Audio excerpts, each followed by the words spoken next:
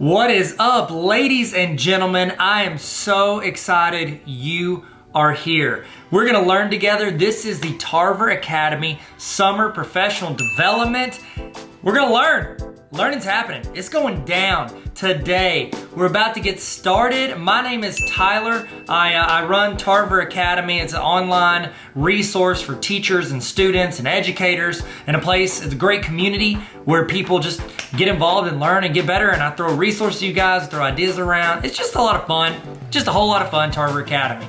So if you need anything, I'm here. TarverAcademy.com has a ton of resources and things that you can go to check out. A little bit about me, just so you know, you don't think I'm just like, hey, here's a random YouTuber talking about, videos or whatever. My name's Tyler. I started out teaching high school math, and then I moved into a tech director / facilitator role. Then I was a principal of a school, 6th through 12th grade. 6th through 12th grade. Fun ages. That's good stuff, okay? Good stuff. Never any drama, 6th through 12th grade. No drama. And our school had waivers from the state, so we did a lot of online, we did a lot of blended, we did a lot of in-person learning, all the above. So we get to learn a lot, make some mistakes, do some stuff right, and try to learn from everything we did. Then after that, I went to central office, and I was director of curriculum instruction, and now I'm the dean of NLC College. And I'm so excited to be here, learning and growing with you guys. I'm also giving a little bit of time for people to jump in, get started, and we're about to go through some of the housekeeping stuff. We're gonna do a little check-in right now at the beginning, and then at the end of this video, at the end of this training, we're going to have a chance for you to get a certificate showing that you actually showed up and you did the learning, okay? I think that this training and the other trainings that you are gonna get the chance to be a part of this summer are gonna help you grow as an educator. And if you grow as an educator, all it does is help the students and the community that you live in. And so let's try our best to learn something, take something away from this that we can put in our repertoire and get better with. Okay, so the first thing I need you guys to do is I need us to check in, okay? And this check-in, what it does is it timestamps when you are here so that you might not need this later, but if your administrator or whoever comes back and they're like, how do I know you didn't just click to the end? This shows that you were here at the beginning. So you can scan the QR code that is on the screen if you have your cell phone. And on my phone with me, get your phone out. I'll use my wallet, Atlanta Braves wallet. Film that, you just hold your phone over that QR code that you see on the screen. You'll see something pop up at the top. Click that and it'll take you to where you can fill out that you were here. It's very short, very quick. I'm gonna give you a little bit of time to do that right now. Go ahead, scan the QR code, go to the website, check in, and when you do that, you will get an email. If you do not get an email immediately, this happened, I told you, I was a tech director for a long time, okay? I'd say a long time. I was a tech director long enough to know that if you don't get that email that you're filling out right now, it's because you typed your email address in wrong. That's exactly what happens. 19 times out of 19 and a half times, that's what happens. So go ahead and go to that. Remember, at the end of this session, there's gonna be another QR code that you're gonna scan that is going to give you the certification saying that you actually did the training. Both of these are time-stamped. So if your administrator or whoever's in charge of PD for your district wants to see that and be like, how do I know you did this? You've got your check-in email that is time-stamped by me, not by you. It's into a PDF or it's into that email. And then you will also have the timestamp on your certificate showing that you did this. Okay, so hopefully everybody is getting that done. Okay, giving you a little bit of time. If you have any trouble, just keep trying because I think it's pretty important to get that logged in. Now, while we're doing that, if you're finishing that up, or if you can hear me, what I would love for you to do is I would love for you to hit the red subscribe button. This is my YouTube channel, Tarver Academy. That's what I call it. It's kind of where I got this started. I had this before I had the website, and then I put up the website to put all the resources and all the stuff I was doing. But if you would hit the red subscribe button right now, that would be huge. That would be just super cool of you. And that way, you can hopefully see some of the other trainings that I'm doing, see some videos I do throughout the year to help teachers, to help students, to have fun and learn together. So hit that red subscribe button. Did you do it? Did you? You get the like too, the little thumbs up. That's just YouTube etiquette. You get the thumbs up. It's just really nice to do. So you want to hit the thumbs up button, you can. And I would love to start this. How about this? in the chat, okay? Because if you're watching this on my website, which is where you can watch it, that's fine. You're not gonna see the chat, but if you click and watch this on YouTube, you're gonna see a chat rolling on the side of the screen. Start it off. I want you guys in the chat to say who you are, like give your name, tell us what you teach and where you teach, okay? If you're an administrator, you can say that I'm a principal, or you can say your central office, whatever you do. I've got some people that have signed up for this that are aspiring educators. So this is great to say, I wanna be an educator, I wanna be an English teacher for high school, throw that in there. If you wanna be a kindergarten teacher, toss that in there, say you're in school. It's a great way to network because I think there is an amazing community of educators here wanting to learn and grow together. And I think that it's great if we look out for each other. So throw in the chat, I want you to say your name, what you teach, and where you teach. Throw that in the chat. All right, man, we're doing good. We're doing good. It's our warm up. We're feeling good. We're stretching it out. It's always good to stretch before you stretch. I don't know, I heard some friends say that, so I say it from time to time. Okay, next thing. This is another little thing. I've got one right here. So I've written a couple books. I've done Superheroes Need Sleep Too. This is a children's book. It's like a nap time book, so you don't have to read that. But this one I think is super relevant for you. This is the Baller Teacher Playbook, and in it I have like practical advice. It's 18 chapters. So the idea is that you could do this like once a week with your team for a full semester or every other week for a year and try to improve your teaching every week. I'm not doing this to sell it to you. I'm doing this to say I'm giving some of these away all summer to people that are participating in this. So if you want a chance to win one of these, or I think I probably got some other educator books. If you're like, I don't really want your book, Tyler, I got a ton of educator books. I'll send them to you. All you got to do, follow me on Instagram at Tyler Tarver. Follow me at Tyler Tarver on Instagram, and I'm gonna be giving these out throughout the summer. You might be the person I give it to. So follow me on Instagram, and then throw something in your Instagram story if you want, just to increase your chances of me seeing it. So I'm just gonna be clicking through. I see people follow on Instagram. I'm gonna throw out stuff to them. So random people will get it. You might not, but you won't if you don't. So there we go. Y'all feeling good? Does everybody feel good? Everybody throw in the chat who they are, where they teach, what they teach. Okay, so to explain also what this is, you are watching, this is a live broadcast. So this is going as a YouTube premiere or a full-on live video. So one of the two. Either way, that chat is happening live. Everybody that jumps into this video at any point is gonna be watching it at the same time as you. So it's great to get in the chat and talk, discuss, ask questions, give input. If we ask a question in the video, you can type it in your notes, but you can also type it in the chat. You can copy paste from the chat. It's a great way for you to be a part of this live broadcast, okay? So if you have a Google Notes, if you have a notes document, if you wanna take notes by hand, I've got a template for notes if you want. It sent it to you whenever you filled out your email. It should have been on that page whenever you did your check-in at the beginning. If not, it's on like every PD page. I have my website, tarveracademy.com. Click on PD and you get a free notes template, or you can take notes in your own doc. However you want to do it, take notes, write down stuff that's relevant to you, and copy paste stuff that people put in the chat. There's gonna be people in the chat that are way smarter than me. And so I'd love for you to copy paste that into the notes, and you can take that and make your teaching game elevate. So next thing, while we're getting logged in, people are still jumping in here. They're still jumping in the video, giving you a few minutes to do that. We're also, if you want to watch these videos, because after this ends, it's going to be gone off of here. However, I'm going to be putting all of these trainings, all like 30 something trainings. I think it's over like 120 hours worth of trainings. I'm putting all of that for people that join what I call the Tarver Academy Honor Roll. It's a small group of educators who are trying to get better every week, and I send out weekly emails during the school year to where you're getting templates, you're getting resources, back to school starter kits, you're getting templates for Google Forms, trainings, PDs, tons of stuff every single week delivered to your inbox, and also you have access to all of these trainings. That is available if you go to tarveracademy.com/honor roll if you want to. I think it's a great decision. I think it's a great decision. Nobody's in here. Who am I talking to? I'm not talking to anybody. Okay, y'all feel good? Y'all ready to start? Y'all feel good? This is a little warm up. We'll explain what's going on. Everybody feel good? 1 to 10. Put in the chat how you feel today. Or give me this, how about this? Give me an emoji of how you're feeling today. That'd be better, 1 to 10, or give me an emoji. I'd love to see it. Or just give me a word. You're like, I don't want to do an emoji. Give me a word. How you feeling today? And let's get rolling. Remember, input in the chat, take notes, learn, grow. Welcome to the best professional development that you're gonna do.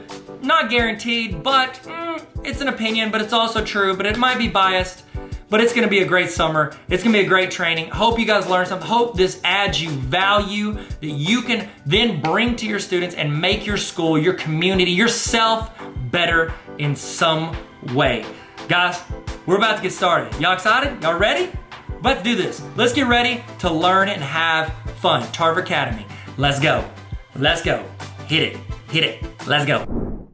What is up, ladies and gentlemen? So excited you're here. Today we're gonna learn about Drive, Docs, and Sheets. Google Sheets, that is. Google Drive, that is. And Google Docs, that is. The kind of way this is gonna flow, we're gonna start with Google Drive, which is, as you know, just like what's a flash drive do? What does a hard drive do?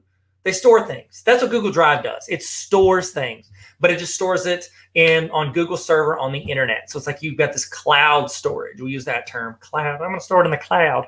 It's in the cloud. That means that we can access it on our phones, our tablets, anywhere with the internet. So that's what Google Drive is. I'm gonna kind of walk through. I assume most of y'all's Google Drives are pretty ugly. And I say that because mine is to an extent. I wanna kind of give you some tips for organizing it, keeping it as clean as you can, and just managing it. I don't recommend anybody spend 6 hours just like sorting things in their Google Drive. Don't do that. Like sort it as you need it. But we need to be organized as we create new resources. That way we don't get frustrated later when we try to find them. Okay, so we're gonna start with Google Drive. Then I'm gonna roll into a tutorial on Google Docs. I'm gonna kind of like, Docs is just Microsoft Word. We've been using it for years. Even if you haven't used Word, you know Docs. It's pretty basic as far as like usability. However, I want to show you a few tips on things that you can optimize that you might not be optimizing in Google Docs. And then I have my friend right after that, Dr. Alexander, who's going to come in and show you some stuff on Docs as well. She is an incredibly talented educator, and I just would love for you to hear her thoughts on how she uses Google Docs in education. So she's going to roll into that. Then I'm going to come back and talk to you about Google Sheets. I'm going to show you some things. This is like Excel. I'm going to show you some things that I do, and just kind of some basics of using not Microsoft Excel. We're not going to use that. We're going to use Google Sheets, and I'm going to show you some of the basics in using Google Sheets. And then right after that, I've got my other good friend, Miss Kiefer, who is going to show you how to do some cool stuff in Sheets that I'm not going to cover. Okay, we might overlap a little bit, but for the most part, hers is really cool. And also, the way she did her presentation is genuinely incredible. So I want you to see this. It's pretty fantastic. And so I'm going to stop talking right now, and then I'm going to start talking here in a second about Google Drive. So we're going to start with Drive, then we're going to go to Docs, myself, then Dr. Alexander, and then I'm going to talk about Google Sheets. Google Sheets. I'm sorry, I bit my tongue when I said that. Not good timing to bite your tongue. I'm going to talk about that, and then Ms. Kiefer is going to come in and do the same thing. So if you could, make sure you follow both of them. They're both incredible educators, and they provide a ton of trainings and resources. So go check them out. Give them a thank you on Twitter for taking the time to pour into your education today. So I'm going to stop talking, and we're going to start learning. Here we go. Google Drive, it's not something that I'm like, ooh, I'm going to make this amazing lesson with Google Drive. But if you have a clean Google Drive, it can really, really make your life a whole lot easier and help you find stuff in the future and help guide you into your resources, okay, and your team's resources. So I'm going to give you some user tips I have. And I think, here's the deal. Drive is it's like email for a lot of teachers. It just stresses them out. They don't want to look at it. It's like that one closet in your house. Do y'all remember from Friends, that one closet that Monica has that's just like, she's a neat freak, but she has one closet that's really messy? I feel like that's all of our Google Drive. It's just like, 800 untitled documents that are just randomly in there. And what I'm going to do is I'm going to show you some tips to clean that up and also keep it organized going forward. I'm not talking about like spend 3 hours cleaning it up. I'm going to say, let's just clean this mug up. So, okay. So we're looking at Google Drive today. First thing I want to get across to you is, what is Google Drive? Okay. Flash drive. What do you do with a flash drive? You store stuff on it. You put files on it. What do you do with a hard drive? You store files on it. You run your programs off of it because it stores the memory for that. What do you do in Google Drive? You store stuff in it. So when you're talking to people about Google Drive, keep in mind, your mind is that Google Drive equals a storage location. Now, it is not, it's like in the cloud. It's actually on Google servers, but it's out there in the world to where you can access it. And here's why I love Google Drive, because I can access it on my phone anywhere I am. So if I'm, 2 miles away from work and my house and I'm out, climbing a mountain and I need to send somebody something, I can go into my Google Drive and send it right then if I need to. So it is an app on your phone. So I think you should download that app. From the app, if you want to go in and actually edit like a doc or a sheet or a slide, it's going to want you to go do that in the docs, sheets, or slides app. So those are other apps as well. Google used to have them all in the same app. It was like OneDrive app. You could edit everything in there, and then they split it out several years ago. I would assume they did that just because whenever you start doing all that like programming, coding stuff that I'm not smart enough to understand, when you do all that, it's just too bulky, and they didn't want to put that all in one app. I'd prefer it all be one app, but Google hasn't hired me to tell them what to do yet, and they probably won't because people don't like to be told what to do. So here we go. I'm in my Google Drive. Okay, this is what a Google Drive normally looks like. I'm clicking over here on Drive. First things first, you the realist.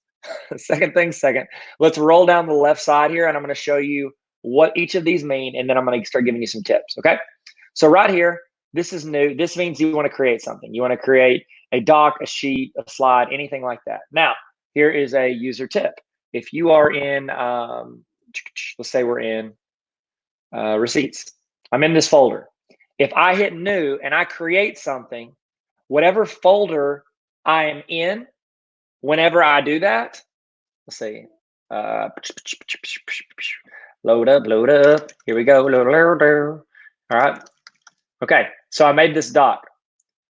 Whatever folder I was in, whenever I did that, that's the folder it's going to default and put that in. So if you want to make something, you're in Drive, you're like, I want to make a doc. Go ahead and go to the folder that you want that doc to end up in whenever you create it, because it's going to end up in that folder. So keep that in mind. So look at this is my like navigation. Like as you get further and further down the rabbit hole of all of these things, it's going to keep going here, and you can always click up here and go back to where you were. Okay. I don't want to say that. Okay. Priority. They've added this in. You can actually add in like workspaces. See, this is my burner account, so that's why it's so empty. But you can go in and add in different things on like different workspaces. So I could make, priority. These are things that I've messed with recently or I mess with frequently. They automatically generate it and put it near the top. Workspaces you can create. So like say you have like a few things you're working on for back to school. So you've got like a parent letter, you've got a student, handbook signature, you've got your actual student handbook, you've got your classroom rules, you've got a getting to know you Google form. You can put those all into a workspace. That way, whenever you go in, it keeps all those docs together. Okay, so back on my drive. This is your drive. This is your main drive area. So I've got a friend that I work with. His name's Josh. He's incredible. Pretty much the best at everything he does. One of the things that he always gets frustrated about, though, is we always create docs and sheets and things with him, and it goes into his shared with me because we share it with him. These are things that people have shared with you. They shared with your account. Well, the thing is, he doesn't always put those into his drive. Your drive is the stuff that Google knows you want to keep. If it's just shared with me and that person goes in and deletes it, boom, they take it out. I mean, if they're the owner, it'll take it out anyways, but it keeps it out of your drive because it thinks it doesn't matter to you until you put it in your drive. So for instance, here, Lindsay, great educator out of Bryant, she made this Google Doc. It's in shared with me because she shared it with this account. Now, if I want to put it in my drive, there's a couple ways I can do it. I can right click on it and I can, add it straight to a workspace. I can add it shortcut to my drive. So essentially I can navigate my drive and find it from there so I can put it in that way. I never put it in that way. This is how I put it in there. If I see this, I'm like, okay, I want a video creation in the classroom. That needs to go into let's say I want to put it in classroom. I would click this, drag it, hold it over, and drop it. That's how I put stuff in my drive. So I drag and drop, drag and drop.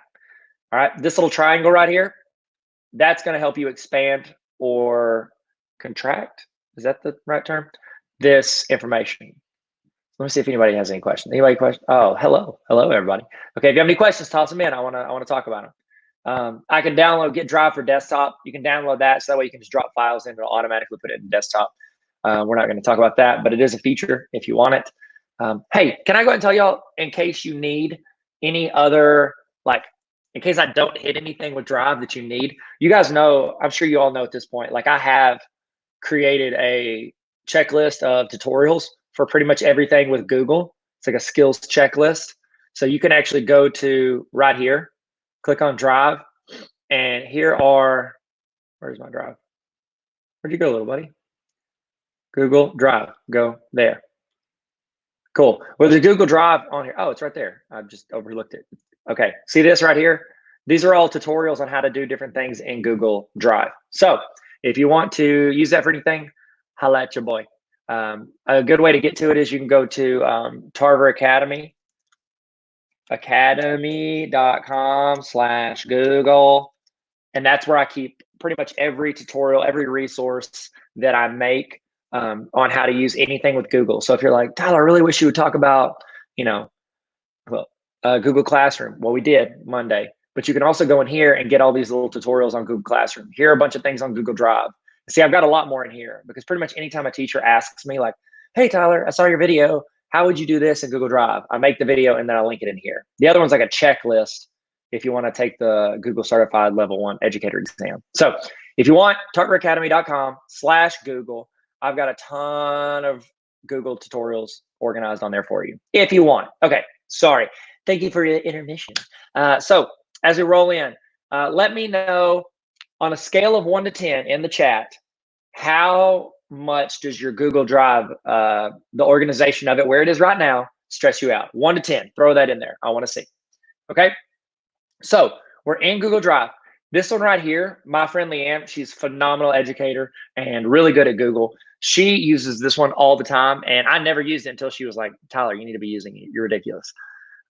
Recent, over here on the left, if you hit recent, it's going to show you the most recent documents or files that you have created or even just gotten into.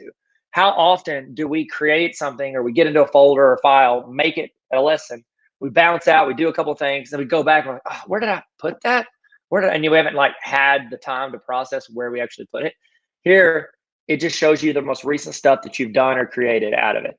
So I could go in and see all of, these are a bunch of certificates for people because they did some of my PDs that I have online. But that would be my most recent stuff. It's a good way to pull up things you're working on right now. Starred, you can star different documents. So like I've already starred this one, I think. Actually, hold on, it's reconnecting. If it'll reconnect, I'll show you how I can star it. It's a good place to keep. I've got probably like 20 documents that are starred. It's just quick. Like they're like my favorites. They're documents that I use more often or that matter, that are really important for me to get back to. And I don't want to search for them because they're like in a folder, in a folder, in a folder. You guys, oh no. So it's like we got people on each end of the spectrum. Some people are like, I'm not that stressed. And other people are like 10s and 11s. That's okay. That's okay. You know, really? You're a 10. That's what you are. You're just great. You're that good. Okay. So I've already started this one, but I'll unstart it so you can see it. Whenever you have stuff in your drive, you remember, I'm almost positive you can't just do this from shared with me. You have to have it in your drive. But over to the right of wherever the title of the document is, there's a little star. If you tap that, boom, it's now in your starred folder. This is a good way to keep things that are important to you or that you use frequently. So trash is trash. Fun fact, Google tries their best not to delete anything that you have. So like my mom, she's not super confident on using technology. And she's always like, Tyler, I want to go in and I want to make that stuff in the Google, but I'm just afraid she always says, I'm going to blow up my computer. I'm like, well, Mom, first off, computers aren't that volatile.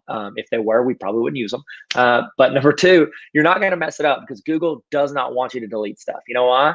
Because they don't want you to hit them up and ask them to get your stuff back. Like, hey, where's my document I've been working on for 6 months? And Google doesn't want that call. So they're going to make it really hard for you to delete stuff. But you can go here and see trash. I don't know if I have any trash. I have some trash. There we go. Some PD stuff. Oh, that was some slides. I was trying to create something with the Google slide didn't work. Okay, here we go. We're in my drive. So in your drive, a couple quick tips for using Google Drive. The first one is whenever you're using it, over time, you're going to create folders, okay? And as you create these folders, you're going to get a lot. Like this is I can't never use this account, so it's only got like 6 or 7 folders. But if I showed you my other account, I've got probably like 200, 300 folders that I've created over time. That's good because now I'm organizing it. However, oh my goodness, I think somebody had a good question. Oh, in a folder, in a folder, in a folder. It's a story of my life. That's so good. Mary, thank you for saying you like the star feature. I appreciate that. But whenever we are going in here, sorry, I got distracted by the comments because I love comments and I like to get distracted. 2 for 2. But you're going to have a bunch of folders. As you get more organized, you're going to have a bunch of folders. But here's the honest truth, guys.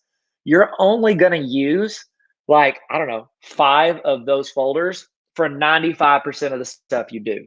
All right. You just don't. You don't use all those folders all the time, but you're going to use, a certain select folders.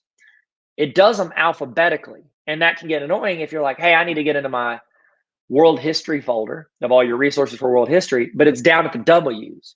Well, this is what I do. I go in, I right click on the folder name, like say that receipts is really important to me.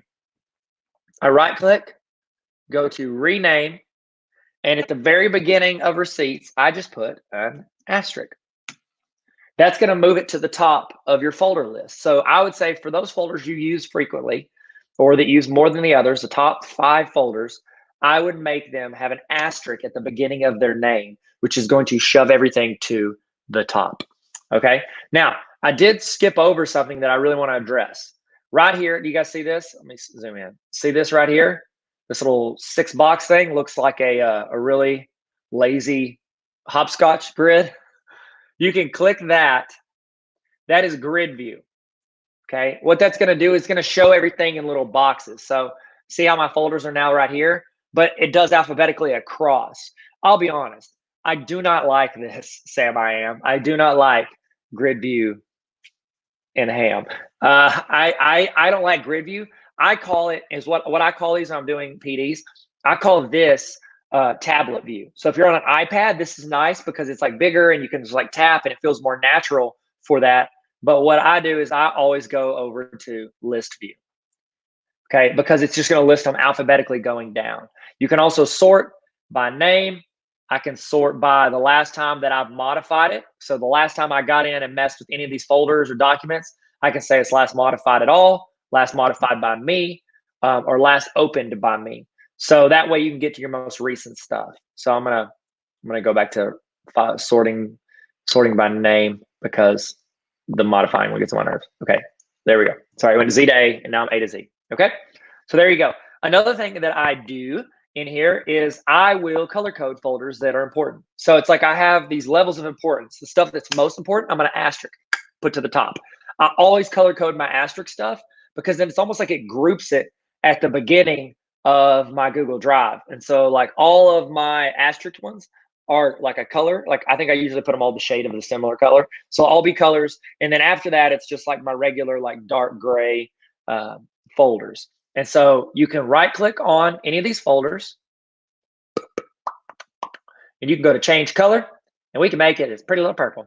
Look at that, pretty little purple. Boop. Just like that, just like that. Now, I want to show you a difference too on some folders. Look at these 2 folders right here. Do you see a difference on them besides the color? I just changed the color. Do you see a difference on those 2 little guys? On speaking, there's like a little person's, like a little circle head, looks like a anonymous Facebook profile photo. This one on receipts, it's just blank. That means that this folder is shared with people. It's shared with other people. This one is not. This is my folder and I'm the only one that has access to it. So it's a quick way to see if you've got some shares. So if you go into your Google Drive and you're like, excuse me, wait a second. I don't think that's supposed to be shared with people. You need to go in and check it. Google makes it so easy to find what I need if I do it right and pay attention. Absolutely. And I'm going to show you a couple tricks. Okay. So what I've done is I've showed you a few tips, but now what I want to do is I want to show you how to organize your drive that you have right now. Okay. So if you didn't care about it, I don't care about color coding. color aesthetics don't matter to me, Tyler. I'm just a teacher through and through, and I don't need to look at pretty things. That's fine. That's totally cool, and I respect that. What I would do is right now, you probably have like, I mean, this is, again, I never use this, but you probably have like 200 in your main drive. You probably got like 100 or 200 documents and stuff that you've created over time that doesn't have a place. They're just like freelancers just chilling, like cattle grazing in an open field. What we want to do is, I'm going to tell you, don't go through and be like, I'm going to go to each file and organize them. Don't do it. You know why? Because you're never going to go back to 99% of those files. What I always recommend to people is I say, select the top one, whatever the document is, documents, slide sheets, all that. Click that. You're going to scroll down to the very bottom, and I'm going to hold the shift button, and I'm going to hit click. That's going to select everything in between. Then you're going to right click just anywhere in the middle of those selected people. So I'm going to right click, and I'm going to, oh man, I did that wrong. I did it wrong. Okay, so there you go. Teacher tip. If you mess up, there you go. This is what I would do. I would go in and I would, from my main drive, select new folder, and I'm going to name it archive. Archive. Hit create. Now what I'm going to do is I'm going to select all of those documents, and I'm going to drag and drop them into the archive folder. That's the way you should do it. I don't know why Google doesn't have it to where I can just select them all, right click, and then put them in a folder. I'm sure they will soon because, well, Google does great things and Google always wins. So also, I got a lot of grounds in this. There's a good chance I got a lot of little black dots in my teeth right now. So if I do, just let me know in the comments. The Electric Academy said, my drive is a horror show. Hey, by the way, you guys should check him out on his YouTube channel. It has some amazing videos. Go click. You can actually click on his name in the chat and go look at his YouTube videos. Ignore me and go watch his stuff. He has a phenomenal channel that you should definitely check out. My drive is a horror show. Well, you know what? Horror movies make a lot of money. So you're going to make a lot of money. That's what that means. Okay. So, oh, stop. He said, oh, stop. For real, check him out. He's really good. So from there, I've created those. You take all, okay, sorry. We're in cleanup drive mode. Step one, take all of those random documents that are just chilling. You're going to create a new folder called archive, select them all, and then you're going to put them into that folder, okay? Now, you're thinking to yourself, well, Tyler, what if I, what if I needed, there was like a few documents in there I use all the time, and now I used to just scroll and look for them. I would search and I'd find them. That's fine. That's cool. I'm going to show you what to do from here to keep organizing your drive. So pizza hands, it's a silly word that I say as a joke. Okay, so I've created this doc. It is saving, rendering, enhance, use move to and drop down. Let me look at that. Okay, so somebody just had a really good piece of advice. Where is it? So I'm archive. Let's see if we can organize this way. So I'm in archive. You selected all of these. Was move to in there and I just overlooked it? I think it was. Yeah. Oh my gosh. Thank you so much, whoever said that. Let me give you credit. T Null. Okay, thank you. So yes, I create a new folder and I drag and drop. You don't have to do that. That is the one way to do it. And that's one of the great things about Google is they make 2 to 5 ways to do everything. So you can drag and drop them in the folder. You could also select all of those random documents, right click, and you can say move to, and then you can actually create a folder from there. So create an archive folder from that. Very well put. Thank you, T Null. 10 points to Gryffindor. You got that. Thank you so much. Okay, excellent. So we're in here. I want to show you this. Okay, next thing we're doing. You're thinking to yourself, well, Tyler, I put those in my archive, but what if what if it needs to be in a special folder? What if it is like something legit that I need to utilize, later? What if it's something that I use frequently and I need to put it in a certain folder? Here's what you do. We're going to put everything into the archive folder. But as you use it, you're like, oh, I needed that document. And you're like, oh, that's a good document. We're going to sort them into folders as we need them. Okay. So it's almost like a need to use basis is what we're doing. If we don't need to use it all the time, we're going to leave it in archive. But if I'm in here, say this document is in Google, in my archive that I've put, from here, where that star is, I can also click that move folder that I ignored earlier when it was a, here, make that a little bit bigger. I can actually organize it into a folder directly from here. So this is how we're going to organize our drive. We are going to take all those random folder files. We're going to put them into one folder, archive. And then from this point forward, we are going to organize our drive as we use it. Okay. So don't go backwards. Don't spend 8 hours sorting through every document, creating folders. Don't do that. Number one, you won't do it. You'll talk about doing it, but you'll never do it because it's just a waste of time and you don't want to do it. Just organize it as needed. It's an as needed basis. Okay. So I'm going to go to here to move. I'm going to find a folder that it goes in. But here's the thing. Let's say it goes in, there's not a folder for it. Like, I need to create a folder for this because you're just now getting started in organizing your drive. In the lower left, there's a new folder button. You can click that. You can say important documents. You can hit the check. And then you're like, you know what? I'm in that folder, but I actually need a folder within the folder. You can create another folder called silly word titled documents. Boom.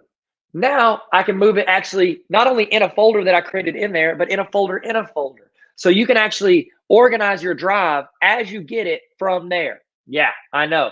And you're thinking to yourself, well, Tyler, that's cute and sweet, but that's still only dependent upon whenever I go into my drive to find stuff. Okay. Well, fun fact, I want to show you this. So let's say I get right here, I got an email. I'm in my Gmail account. That's where we receive a lot of folders, okay? Or a lot of documents, a lot of things that we have to store in our drive.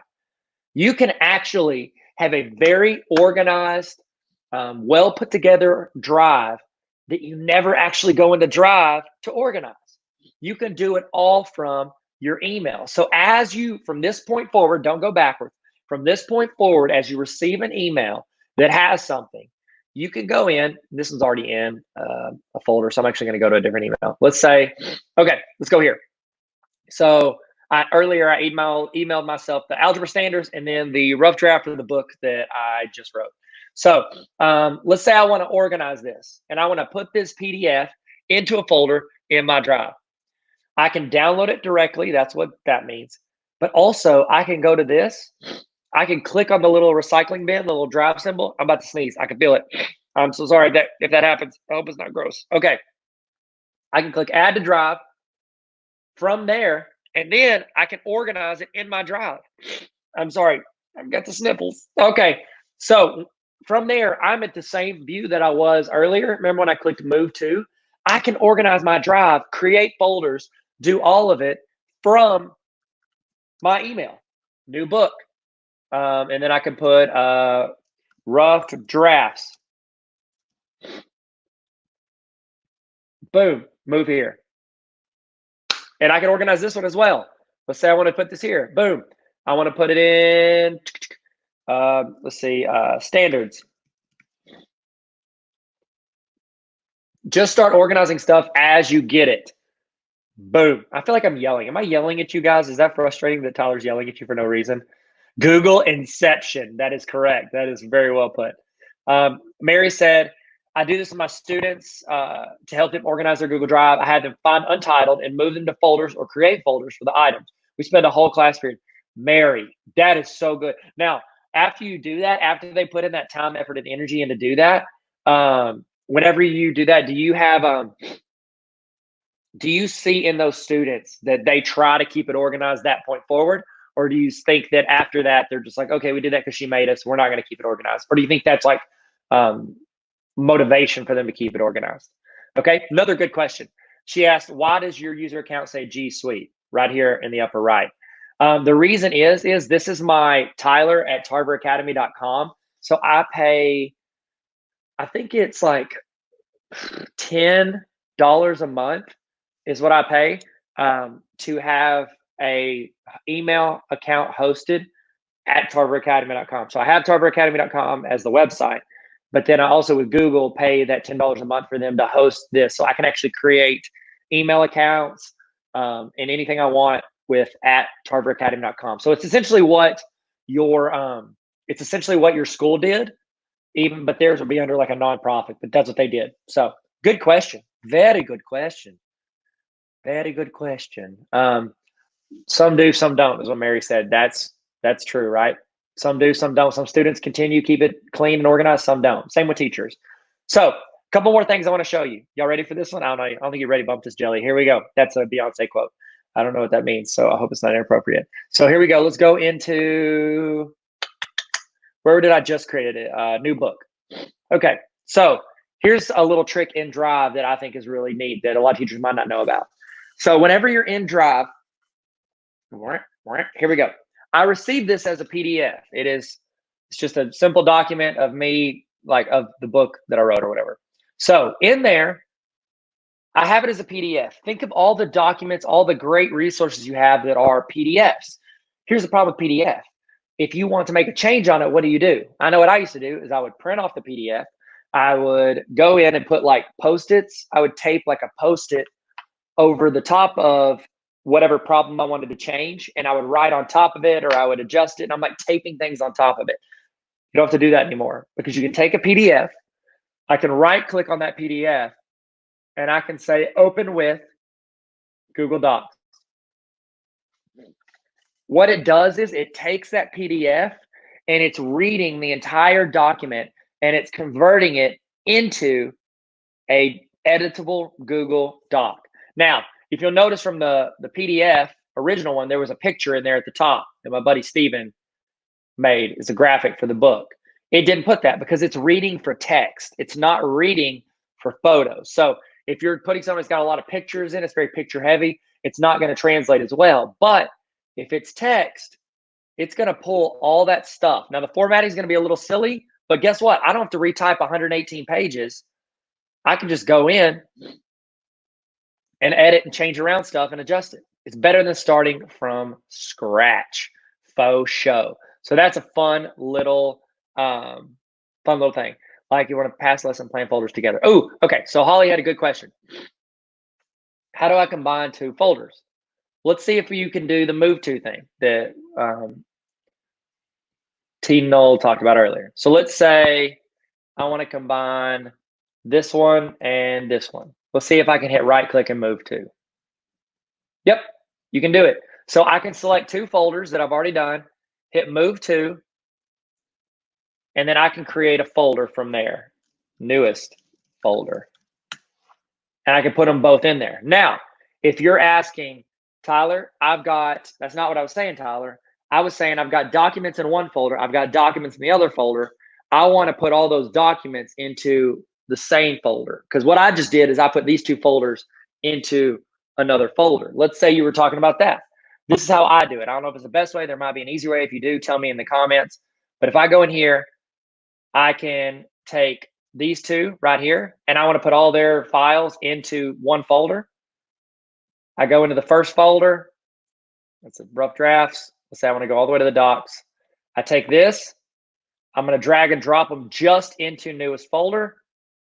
Then I'm going to go over to the other folder in that thing.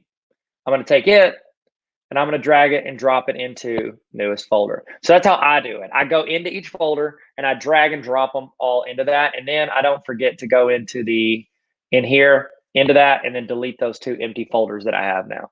Right, take those, right click, and then I'm going to remove those mugs. Remove those mugs. And that's it. That's what I would do. So that's pretty much the gist of Google Drive. Can you guys think of any questions you want me to answer? Any thoughts you have? Like I said, put everything in an archive folder, and then from here on out, start organizing. As you receive those files, toss them in there and do that. Okay? Sweet. If you have questions, throw them in. I'm not done. I'm going to do like my outro stuff that I'd love to talk about. First thing, if you would subscribe, that'd be really cool. I really appreciate that. Trying to get to 100,000 subscribers by the end of the year. I'm not even halfway there. I'm like 40,000. So, oh man, you lost me. My camera died. Sorry about that, everybody. But I keep talking so you can keep hearing me. So whenever my goal is to get that many, so if you would subscribe, that'd be great. If if these resources, because I do have a ton of resources for students, if that would help you, in your classroom, if that would help your students, then I would really appreciate it if you would have your students subscribe too. Like, I don't cuss in any video, so I am safe to share with students. I've got a lot of Google tutorials for students. I've got a lot of math tutorials. I've got some English stuff. We're working on history. We've got a ton of different subjects of things. Also got digital citizenship courses that you can use. So if you want to subscribe, I'd appreciate it. That's all I'm saying. That's all I'm saying. Whatever. I'm going to stop talking. Okay. Stop pitching myself. Let's see. I hope we got some questions. Word docs open the same as PDFs. Yes. Oh, Ann. Okay. Ann Atkins. She had a great point. Let me see if I can find a Word document. Where is it? Oh, I can show you guys how to search and drop. That's a good thing. Okay, look. So Google, spoiler alert, is really good at searches. You know why? Because they created like the best search engine of all time. When you search in your drive, that's a good way to find stuff. Okay, it's going to pop up things based on this. But look at this. You can actually hit this drop down and you can pick what you're searching for. Say you're looking for, you're like, hey, I really need my evaluations. And I know that it's a spreadsheet. You can actually say, I'm searching spreadsheets. You can choose what the owner is. Location, you can pick where it's located in your drive. If you know it's like in a big folder or something like that, you can search your trash, your start, date modified. I'm just doing this. I'm going to go up here. You can do type : spreadsheet, and then you type the word. Boom. It's going to bring up every spreadsheet that has the word post in it. So that's a good way to search. You can do type and then type whatever it is. I usually don't do that. I just click and I choose what type it is and I pick what I'm searching for. Let's say I just want to look for anything I have that is a presentation. Boom. Oh, I have something really good to show you guys before we leave. I know I was doing my outro stuff, but I have something good I want to show you. So here are my presentations that I've got. These are all like different PDs that I do for people. Great, great, and wonderful. Okay, I need to show you something. This is really good. I was looking for a Word document before I got distracted. I know it's somewhere. Let me see. It's not in there. I don't know why I clicked in there. I need to search for a Word document. I got distracted. Tyler, don't try to teach them two things at once. Don't be silly. I don't see Word in the drop downs. Where was it? I'm trying to think where I might have it. Maybe it's in receipts. Maybe it's in here. I'm just searching my drive. You're like, what did I do today? Oh, I watched a guy search his Google Drive. Oh, you can't see very well. How about this? Is that better? Small Tyler. Big heart. Okay. Oh, here we go. Okay. So Anne said you can open Word documents the same as PDFs. Look at this. Here we go. These are Google Docs. The blue ones with the 3 lines, little Adidas lines. Those are Google Docs. This is a W. That's a Word document. When you double click on it, it opens it up like this. Now, do y'all see that feature it's talking to me about? You can actually edit and collaborate on Google Docs in real time. Well, it's just pitching Google Docs. I thought you could do that with Word. Never mind. I can make comments on Word. So if you're a teacher and your students are submitting in Word, you can actually go in here and make comments on that from here.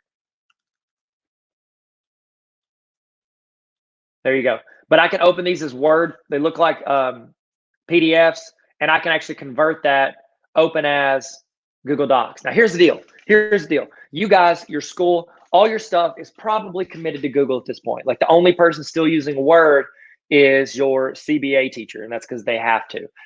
Give it 10 years. Am I right, guys? And then nobody's going to be using Microsoft Word. Okay, take a coffee while we ponder on what I just said. But here's the issue. You've been a teacher for 2 decades. You've got a ton of incredible resources. And you're saying, Tyler, I do not want to, one, create all those same resources as a doc or a slideshow or a spreadsheet or anything like that. Okay, well, you can just drag and drop them in here, or you can hit new and you can upload the entire folder. Okay?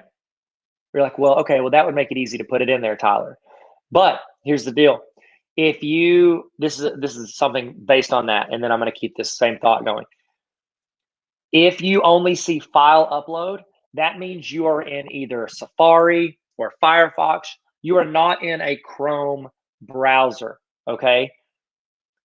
If you want to upload an entire folder with subfolders and everything else, you have to be logged into Chrome, okay? So that's just a user tip. So if you don't see folder upload, it's because you're logged into the wrong type of browser. So sign into Chrome, upload every folder of every document you've ever done. It'll take like 10 minutes, and then they'll all be in your Google Drive. You'll have access forever. If they clean off the servers at your school, you won't lose all your stuff. You'll still have it in here. Now, here's the other problem. Whenever you do that, you're saying, Tyler, that's going to upload a bunch of Word documents. And then every time I want to go and edit that Word document, I have to right click, I have to go to open with, and I have to go to, Google Docs. You're like, I have to do that every single time. That's super annoying. I'm about to show you a setting that you need to turn on. If you're working in your Drive right now, if you're not, go get a desktop computer next to this or split screen me or whatever and do this, okay? You ready? It's very complicated. You need to follow along, okay? There's like 15 steps. Hit the settings gear, go to settings, turn on this checkbox, convert uploads, and you're done. Well, you got to hit done, and that's it. So it wasn't a complicated process. I was just kidding. But go turn that on. I'm going to do that again so you can see it, okay? Settings, the gear, hit settings, click this box right here. When you click this box, what that does is every time you drag and drop a document, like a Word document, a Excel, a PowerPoint, every time you drag and drop them or upload them into your Drive is going to automatically take that file and convert it over, okay? Word documents that don't have a lot of photos, they're almost perfect, okay? They're almost perfectly formatted. They're really close. Excel, it is perfect because everything's contained inside of cells. With PowerPoints, it's going to, the formatting is going to be a little bit off. So whenever you go into your PowerPoint, some stuff's going to be sized weird. And the reason is because PowerPoint and Google, like Microsoft and Google, they own the rights to different fonts. And so if Google can't read or doesn't have the rights to the font that Microsoft Word had, or I'm sorry, that PowerPoint had, then they're going to read it and turn it into a font they find is similar. So they're trying their best, but you might have to resize some stuff. But it's still, all the content's there. So I highly recommend you convert everything over. When students turn in work from Google Classroom, their work floods your Drive. I'm not their main teacher, so many of those docs I don't need or want. Any suggestions? Oh, we got a Google Drive question. So good. So what you need to do is you need to be a teacher of that class. They need to add you as a teacher, because every time you have a Google Classroom, Google automatically creates a folder for your classroom. So this right here is Classroom. If I click on it, it's going to have a folder for every single class I've ever created in Google Classroom. Now, this again is my burner account, so I've only got this one class, but it has this, and it organizes the folder based on the class. And then every time you make an assignment, it'll make a new folder automatically for that assignment, and it'll automatically put those students' things in there. So if you're getting flooded with student work, tell them to stop emailing you stuff from that. Just have the teacher add you as an instructor, and then tell the students, like, look, don't email me that. I can go in and see your work as you submit it or as you're working on it in those folders. So that'll automatically keep it organized for you. That's what I would recommend. So I hope I answered your question. If not, you can say mean things about me in the chat. Upload to Doc, game changer. Yeah, I like that. Let's see. Mary said, I share documents, but people can't always seem to open them. Have I shared with outside the organization? Maybe. Yes. So let me show y'all that too. That's good. Man, you see, you guys should just ask questions the whole time. I should never come in with anything because y'all ask better questions and stuff that I address. So let me go in and find a document. Okay. So here's the deal. You guys, from your school account, you're signed into at yourschool.com or yourschool.org or .edu or whatever, and you go to hit share. By the way, they just revamped it, so it looks a little different on here.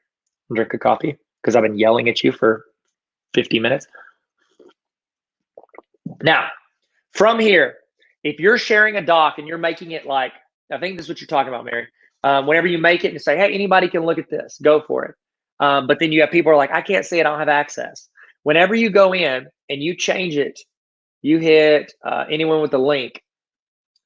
Whenever I'm signed into, like, this is a user, like an organization, but also like it's not a school, and Google is trying to be more protective of schools' privacy.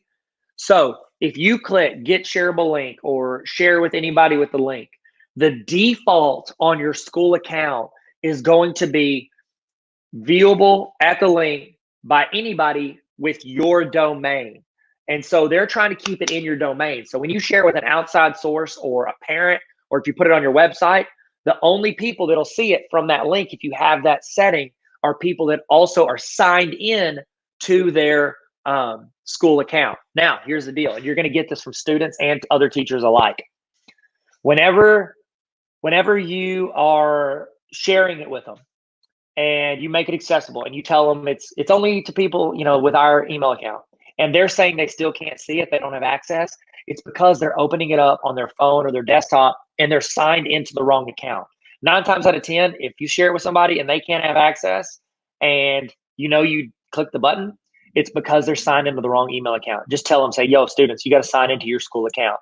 Now, if you want anybody to see it, you still have the option. You just have to go in and change it from, share with anybody at, box.schools.org can view. You would change it to anyone with the link can view. So you just have to go in and make sure that setting, because the default is that. And another thing that there's not a lot that annoys me about Google, but this annoys me, is it's hard in Drive to share a document with, it's hard to share.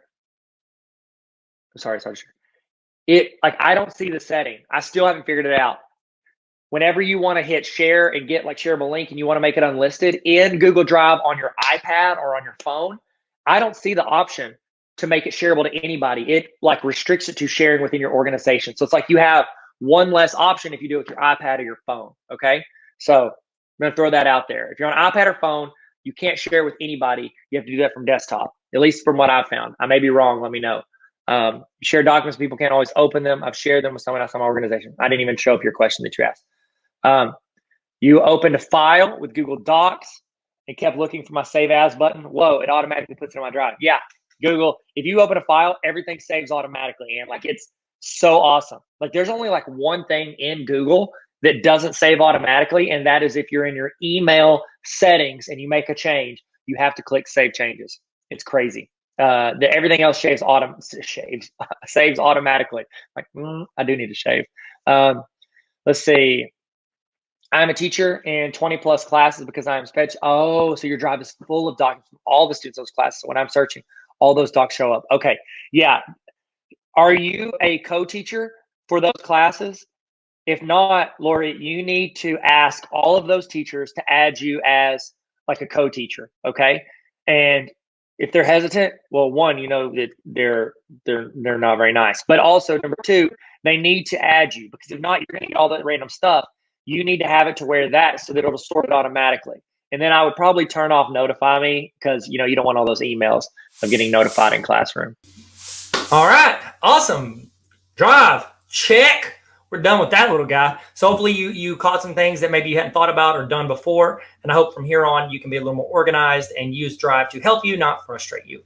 Next thing we're going to do is we're going to roll into some Google Docs. I'm going to show you some things that I use, some quick tips, some little handy dandies that you might not be using right now with Google Docs. So Tyler, take it away. Yeah. So I'm in my Drive and I'm going to create new. Hit new, and then it's the first one of all the things that you can create, except for a folder.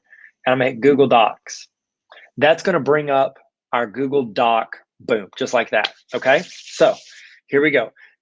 Does anyone else out there have numerous amounts of documents, forms, sheets, all that stuff in their Google Drive that are titled Untitled Document? I would assume if you're like me, you do. Okay. I love Google and I still have a ton of documents titled Untitled Documents. So I'm going to show you a quick workaround to where you can hopefully not have to worry about as many of those. So let's title this intro. Let's click in here. Intro to Google Docs. Okay. And then I can start writing blah, blah, blah, blah, blah. Okay. Now, up in the upper left-hand corner, that's where you would normally title your document. All I'm going to do is I'm going to click up here, and it's going to pull from the first thing I wrote in my document. It's going to pull it up there and put it in the title. Now, you can always change it. You can title, you can put whatever you want with it. You can change that, but it's a good way to quickly get a title if you don't have one already. Okay. Now, a couple other things. You'll notice right here, do you see next to the right of Intro to Google Docs, see where it says saving? As you type something, it's trying to save it to your Wi-Fi.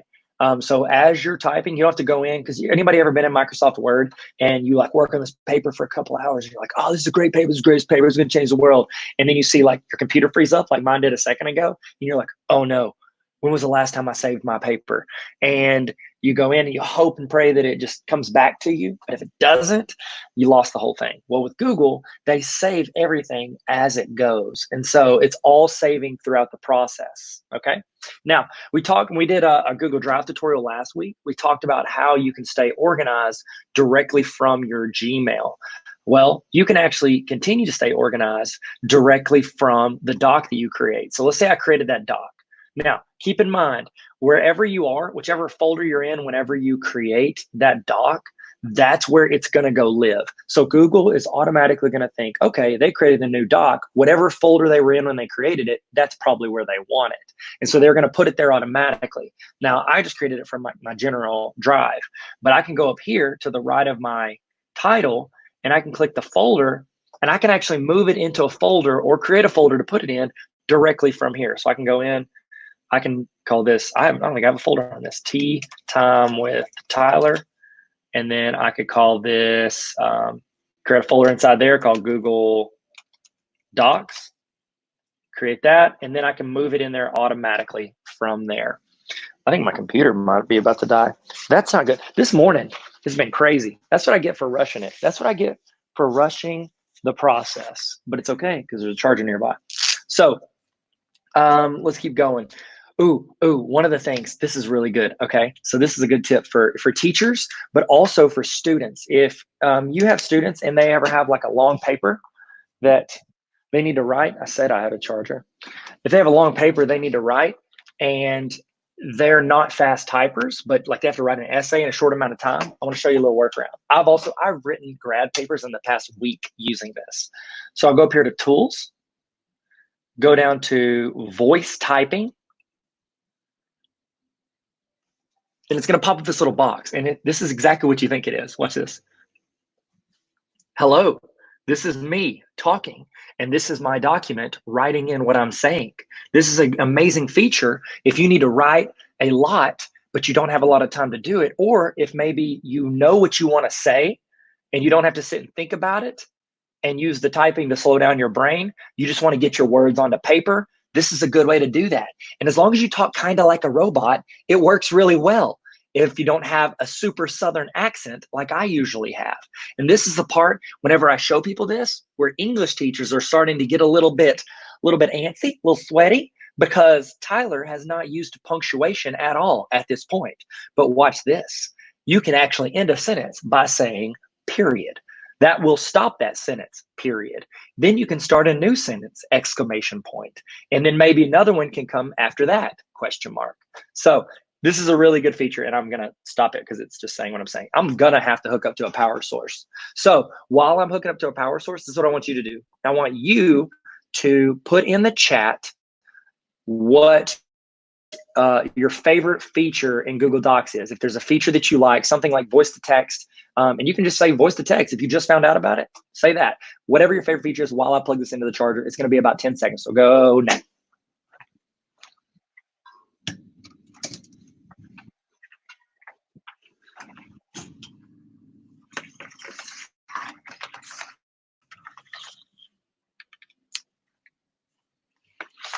Hey guys, I'm back. Oh, feels good. It's like when you get a fresh charge, you're just like, I'm not sweating as bad. I'm still sweating, but it's only 8 in the morning, so we're good. So let me look at y'all's chat and chat with you, because I haven't interacted much because I've been like trying to, get this out. I was like, I can get this out before it dies. Can't. Connection is better to, yes. Oh, connection's so much better. So I got to go to Walmart and buy like an Ethernet cable, because at home, I guess it's because like my hotspot's far, my access point's far away. I don't know what it is, but I'm glad I'm at work right now, and this is just, it's better. And there's not as many people on the network. Mary, so glad you made it. I saw you commented on a video and you were like, we're still doing it today. And I was trying to actually get all the graphics made and put up today to let you guys know. Yes, use this with your special ed students. Oh my goodness. Yes. I love that you can convert things. That's on my list. I've actually got a list of things I want to show you guys today if we have time. I feel like I've talked way too fast today. I'm going to slow it down. How are you guys doing? Grab that coffee and take a sip. You guys are teachers and you're changing the world. I'll tell you this. Can I say this for real? I'm going to get real with you guys. I get the chance to do a lot of stuff with education, obviously, because I work in education, but with marketing, digital stuff. I get to talk to people at companies, all this stuff. And I think from what I can see, teachers have a larger impact on where the world goes than almost any other profession ever. And it's never stated. Like, I feel like, honestly, like people have almost taken it for granted how much of an impact teachers have. But if you think of how to make like real change in this world, real positive change in this world, the only universal thing that every young person does is goes through education, because it's like it's required by law. So whenever they go through, like, yeah, you have certain spots where they're homeschooled or they don't attend or whatever it is, but for the majority, there's almost nothing that touches every single person and has a connection point to help change this world in a positive way as education. And I just think that teachers they're undervalued, underappreciated. And I don't mean that like, oh, we're undervalued, pay us more. Like, I get that. I'm just saying that I genuinely believe that the amount of influence educators have on the entire world, like what we're doing now, is going to impact generations from now, like 20, 30 years from now. It's impacting the values, the culture, the education that we've put in these students is going to have impact. So sorry, I didn't mean to go on that tangent, but I just need you guys to know that. So autosave, absolutely incredible feature. A lot of you guys said that. It is a big deal. Now, this is where it autosaves. Can I show you guys something based on that? So that's where it show you it's saved. Right underneath it, do you see this right here? It says last edit. Okay, this is what's called revision history. So this doc I just created, so there's not a lot of revision history, but I want to go to this doc. You guys have probably seen my skill checklist I made. It's like a bunch of tutorials on anything Google that you would ever want to learn. I even got stuff on Google Docs. So if you're like, I wish you'd have covered that, I've got it in here. So just go to tarveracademy.com/Google and you can get this. It's yours. So in here, this is a document that took me several years to work on. Look up here in the top middle. It says last edit was 3 days ago. If you click on this, you're actually going to see every iteration of this document since the day it was created. So they have this in Sheets as well. You can, I think Forms does it. So I'm not sure. I'd have to check. I know Sheets does it. I know Slides does it. I know Docs does it. And if you know that Forms does it, let everybody know in the chat. But you can actually see every edit and who made it. Look, you can see that I made all these edits. Look at all this. Made all these edits. Look, I was in a different account, but I made that there. And I can click and see what this document looked like on May 14th, 2019. And I can click on it and view that version of the document. You can go in, look at this. See, I don't know if look, I wasn't done with all the videos. Tech integration, I didn't have all those in there. I had a big chunk of videos done. Yellow, when I was doing this, yellow meant that I had made the video, but I haven't uploaded it yet. And then, so I'd made a bunch of these videos. Man, I made a big chunk without editing. It takes a long time to edit. So I went in, edit all those. I can scroll back even further. Is it further or farther? I don't know. I'm good at that. I'm not an English teacher. You guys know this. You know this to be true. You can tell with my words, I'm not an English teacher. So look here, I didn't even have my graphic at the top. I had just gotten the list and asked Eric for permission to use his checklist before I made the videos. But look, I had so many I hadn't done. And actually, you can title the revisions of this. So you can just say like, this is, say this before I added Tammy to the document, say pre-Tammy, before she got in there and started, messing things up. I'm just kidding. Tammy's great. She's amazing. Now, here's another cool thing. Let's talk about that. Let's say you make a document. Say you make a lesson plan. And then somebody's like, oh, I want to use that lesson plan next week. Can you share it with me? You're like, sure. You share it with them. Well, a year from now, when you go and look at your lesson plan, you're looking at it and you're like, that's not the lesson plan I made. That looks terrible. That's all messed up. That's not what I wanted. And then you can go, well, I can go to revision history and I can see who made those edits. You're like, oh no, Tammy made the edits. Tammy, you're great. But Tammy made these edits and you don't like those edits.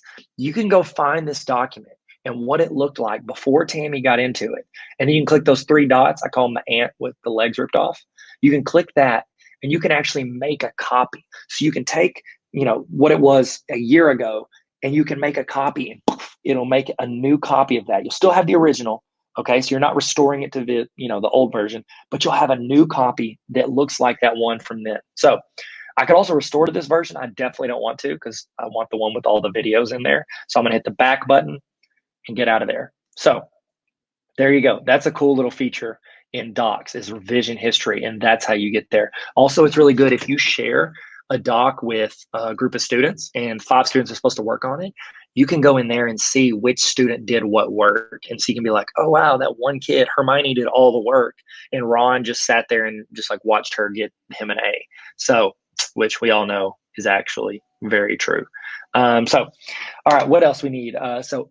Somebody mentioned in there saving as Microsoft Word. So, fun fact, I don't like Microsoft that much. And so I have not downloaded Microsoft Office to my computers since 2011 or 12. I have not had it on any computer I've worked on. And here's why.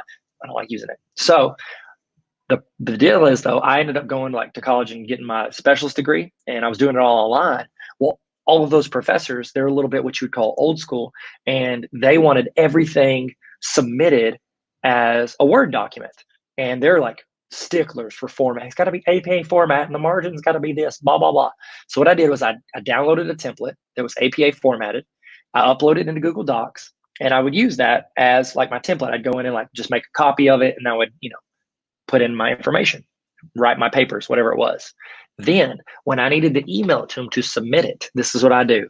I go to File, Download, and you can choose to download it as a Microsoft Word document. And I'll tell you this, the formatting is almost perfect for whenever it does that. So I did that, boom, downloaded it, emailed it. I couldn't open it as a Word document. Now, Google has actually added the feature where you can open something. So watch this. So like File, Download, Microsoft Word. Okay, so I downloaded the Word document. Now let's see, I need to show you where to put this. How does this go? I made it a folder earlier, didn't I? Yeah, I made one that was called Tea Time with Tyler. So I'm gonna drop this in there. If I'm going too fast, just say slow down, Tyler, chill. I know we only got like 10 more minutes though, so I want you guys to, there it is, Tea Time with Tyler. Okay, now I've got mine set up. I'm going to show you this 2 ways to upload this. So I've got a Word document. Now I have mine turned on to where it automatically converts. So when I drag a Word document in here and drop it, what Google is going to do, it's going to take that Word document, it's going to read it, and it's going to create it into a Google Doc. So this is actually an editable Google Doc. Now, if I don't have those settings on, so go to the gear, go to settings, I'm going to turn convert uploads off. What it does is when I drop that Word document in there, it's going to keep it a Word document for me. See that? And that's how you tell the difference. That's a doc. It's blue with the 3 lines. Word will have a W. It's blue, still blue, but it's W. And then when I open it, it looks like a PDF document. And so I can go in, I can look at it, and I can actually make comments on there from that. Okay, so that's just a fun tip. Oh, I'll show you one more tip. This is Google Docs, so this will count. So let's say you do this. Say I do File, download as a PDF. Okay, so I download a PDF. You guys know PDFs. You all have PDFs. It's like stuff you can't edit. So anytime you want to show your class something off a PDF, you got to print it. Then you tape the paper over it, or you put the Post-it over it. Anybody in the chat, tell me if you've ever been guilty of putting a Post-it over something on a paper and then running copies, because I know I have. So tell me in the chat if you've done that. So I've got the PDF, and I'm going to drop it into my Google Drive. Watch what you can do. Google added this feature to where you can take a PDF. I can write, like this is straight up uneditable document. Let's say I need to edit it. You can right click, open with Google Docs. What it does is it takes that PDF and it reads the entire document and it creates an editable doc for you. Oh my goodness. If you guys have heard of this, tell me yes or no if you've heard of this in the chat. Have you guys heard of you can take a PDF and convert it into a doc? And I'll tell you this, look, it did almost perfect for this. Some, if it's got like a lot of photos or like tables or something, it'll get a little sketchy. But for the most part, it works really well. It's way better than retyping the entire document. I'll tell you that right now, okay? So Lori said, yeah, college wants it all in Word. Yes, you are correct. And I'm making an effort to try to change these professors' minds, but I'll tell you this, I'm still not going to download Microsoft Office. So you're going to have to deal with whatever I send. So we'll see how it is. Julie asked, I'm going to toss this question up. Julie asked, do you know how well PowerPoint transfers to slides? Okay, so Word is pretty good transferring to docs. Excel is almost perfect going to sheets because it's like all contained in cells. With PowerPoint, when you drop a PowerPoint into there, it will put all the information in there. Here's where it messes up. So PowerPoint, Microsoft, and Google owns Docs. So Microsoft and Google own the rights to different fonts. Okay. So whenever you take a PowerPoint, you upload it into Google Docs and they're trying to convert it into a slide, they are trying to convert that text into a font that they have the rights to because they don't want to get sued by Microsoft. And we all know Microsoft probably wants to sue Google. Okay. So they're trying to convert all those fonts over to something they have proprietary rights to. And so some of your sizing will be off, but it will all be there. So when you go from PowerPoint to slides, the first time you go through, you will maybe have to change some sizing because some fonts are bigger than others. And so keep that in mind. All right, keep that in mind. It is still a really, really dope feature to save you a ton of time. So I definitely need to change my settings back because I don't want to forget and go to upload. So settings, if you don't have this turned on, you should turn it on. And you can convert every file. You can drag the whole folder and convert every file you have into doc sheets and slides if you turn that on. So I've got a video on that as well. We saved as a Word. Share. Let's talk about sharing. Okay, let's go through this. Up in the upper right, that little lock means that it's only for me. It's locked down to me. But I can click the blue share. And I can share this with anybody I want. Anybody I want. And this is where I change those settings. So they actually just changed the way this looks, but I could share this with my friend Leanne. Boom. Leanne's got a copy of this. Notify, what up? And then I can send it to her. Now I can choose her to be editor, viewer, or commenter. Fun fact, and Leanne and I used to do this, mess with each other all the time. If you give someone view-only access, that means that you're saying, I don't trust you with my document. You can't edit it. So it's a good way if somebody's really good at Google to mess with them. So that's exactly what I'm going to do to Leanne. Okay, so here we go. We change that over. Go to comments. Okay. Now I saw Mary. You covered. I've done that so many times. Write in stuff, mark it out because you don't want to like redo the whole thing. I don't even know where I put that file, so I'll definitely put paper over the top of a document. Okay, one more feature, and then I want to show you the last thing. All right. So, have you guys ever been collaborating in a doc and then you make a change and you need someone else to see that? You need someone else to go change something or update something. Watch this. When you're in the document, we all know about comments. So you can highlight and then you look to the right and there's a place to comment. So you can just go change to hi, and I hit comment. Okay, so that tosses comments over. Great way to communicate. Now, if I need someone to actually see that, I can go to robot. I can do this. If I need someone to see that, do you guys know, how do you tag people on Instagram? You start with the @ symbol. If you do the @ symbol, it's going to pull up your contacts and you can actually tag, I'm going to tag Leanne again, are robots real? And I can actually assign this to her.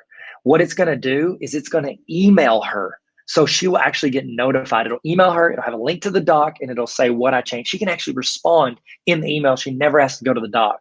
So if I'm asking a question to somebody, a coworker or a boss, I can leave that comment, hit assign, and it will notify them. And then they can communicate back and forth. Whenever I was a director of curriculum instruction at Bauxite, what we would do is we would send out the PD, like, here are your PD requests, and they'd fill it out and it would automate and send me a Google Sheet, or yeah, it was a sheet.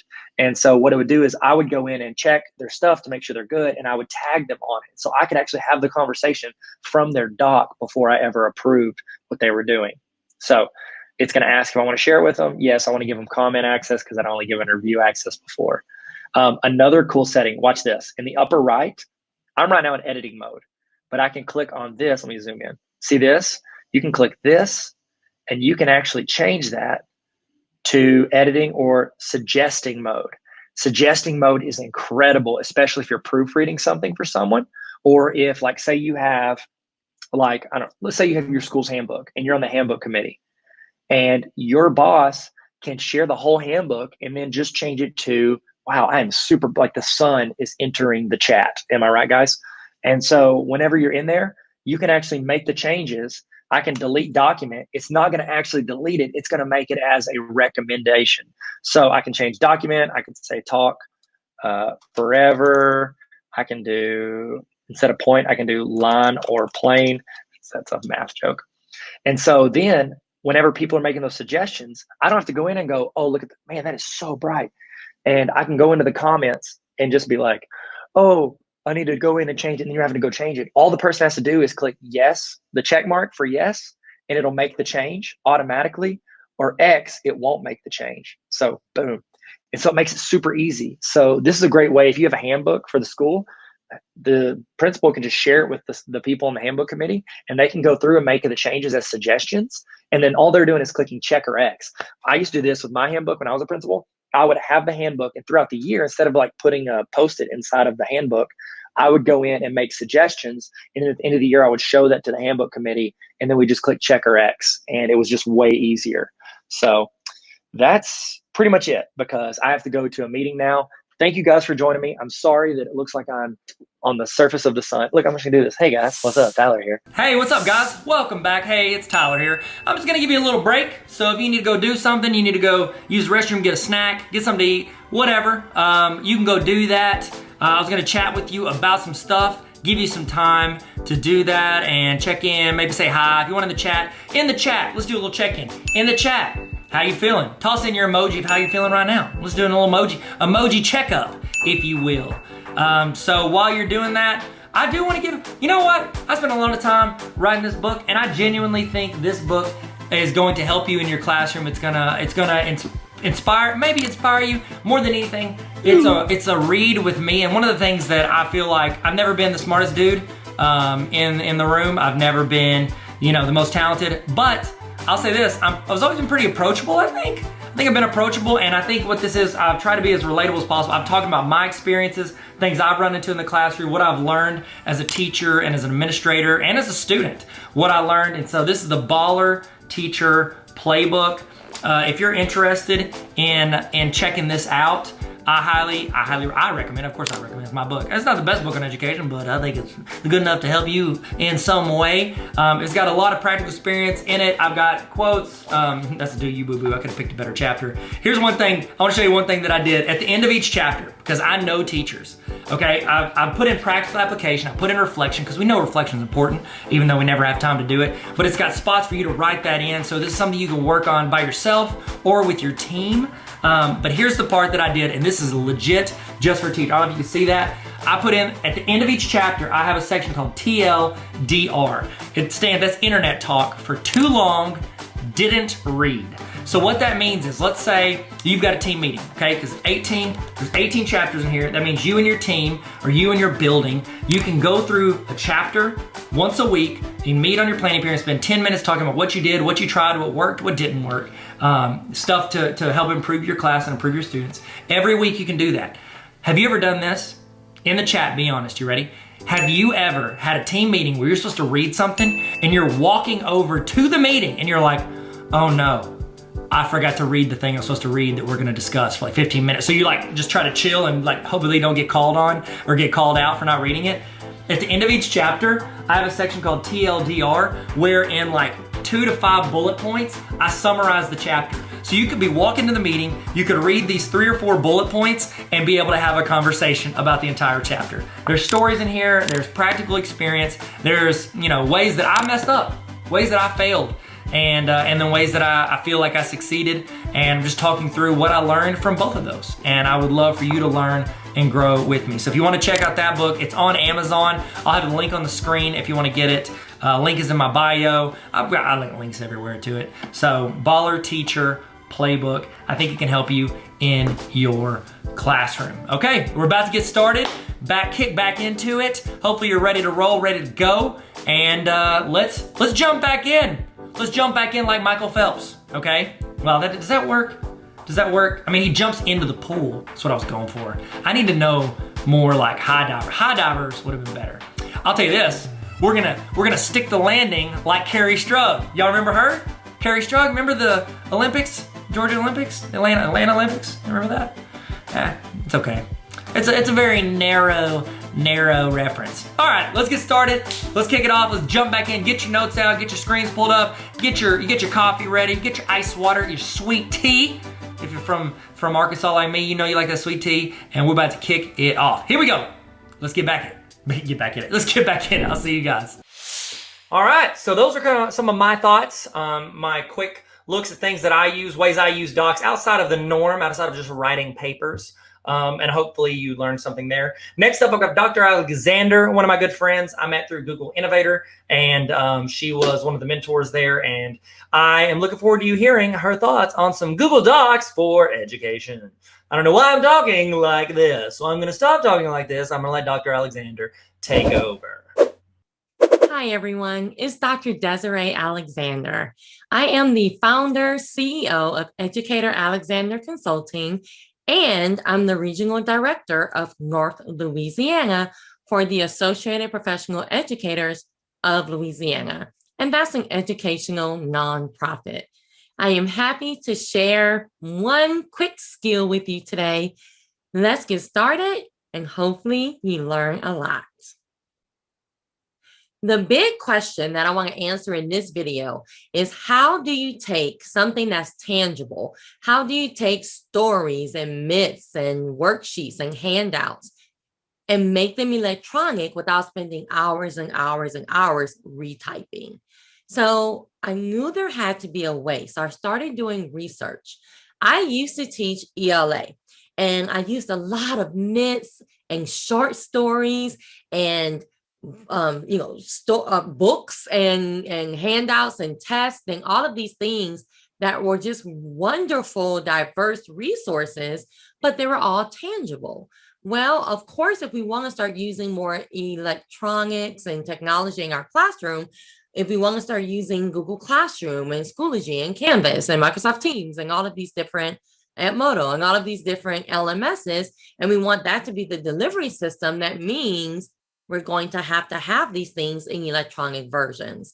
So I started thinking there has to be a better way besides taking a picture of it, because that's all I would think to do is, okay, I have it. I can take a picture of it and just send them the picture to read it on the screen, right? But then when it came to actually doing the assignment, I didn't know what to do. And I didn't know about some of the tools that we have today.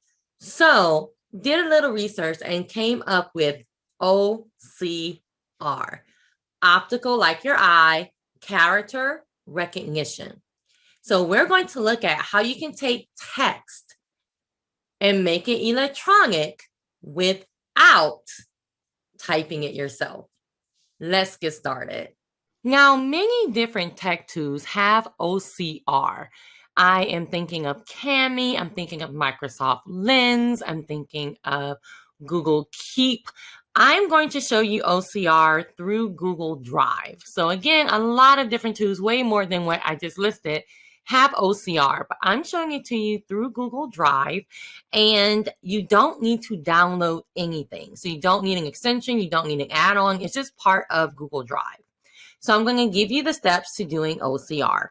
Number one, the picture has to be JPEG or PNG. So if it's going to be a picture, it has to be JPEG or PNG. It can't be any other file type. So I don't care what the title says it is. The picture file type actually has to be JPEG or PNG. It has also started slightly working with PDFs. Some PDFs work better than others. So we're going to see it with a PDF as well. So that's number one. Number two, you don't have to take the picture yourself. It just has to be a picture. So if you do want to take the picture yourself, of course, you can take it with your phone or wherever you want to, however you want to take the picture, and you'll have it, or you can go and search for an image. Number three, this works well with text. It does not work well with anything that's pictorial. So any pictures, charts, tables, graphs, anything with too many lines on it. I have also seen where, math problems, like a math worksheet that has a bunch of math problems on it, does not work well. So it's really for text. So just keep that in mind. I always say test it out because you never know, it may work. So number four, how do you actually do OCR? So what we're going to do is we're going to bring the picture into our Google Drive, however you want to do that. Whether you want to click new and file upload and upload the file, whether you have the Google Drive app on your phone, whatever and however you want to do that, you need to bring the actual image into your Google Drive. So make sure it's saved in there. Then there's only one step to OCR besides bringing the picture into your Google Drive. And that is you're going to right click on the image, go to Open With, and Google Docs. Right click on the image, Open With, Google Docs. So you may think, okay, well, Desiree, I can double click and go to Open With because that's the same thing. Well, it's actually not going to show up that way. So you do actually have to right click on it.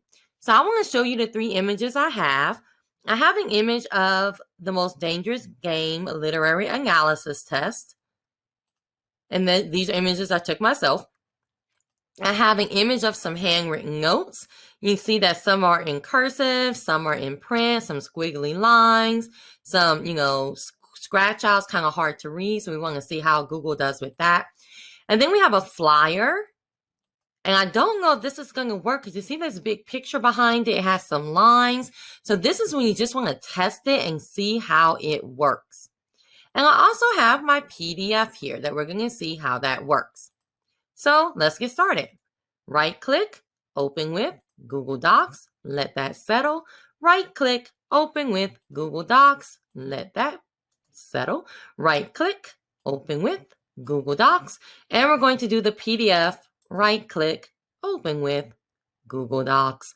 So you notice what's happening is I still have all of my images in this folder, but now the Google Docs are starting to, of course, self-save. So yay. So this is my first one. It put the picture up here at the top of the doc.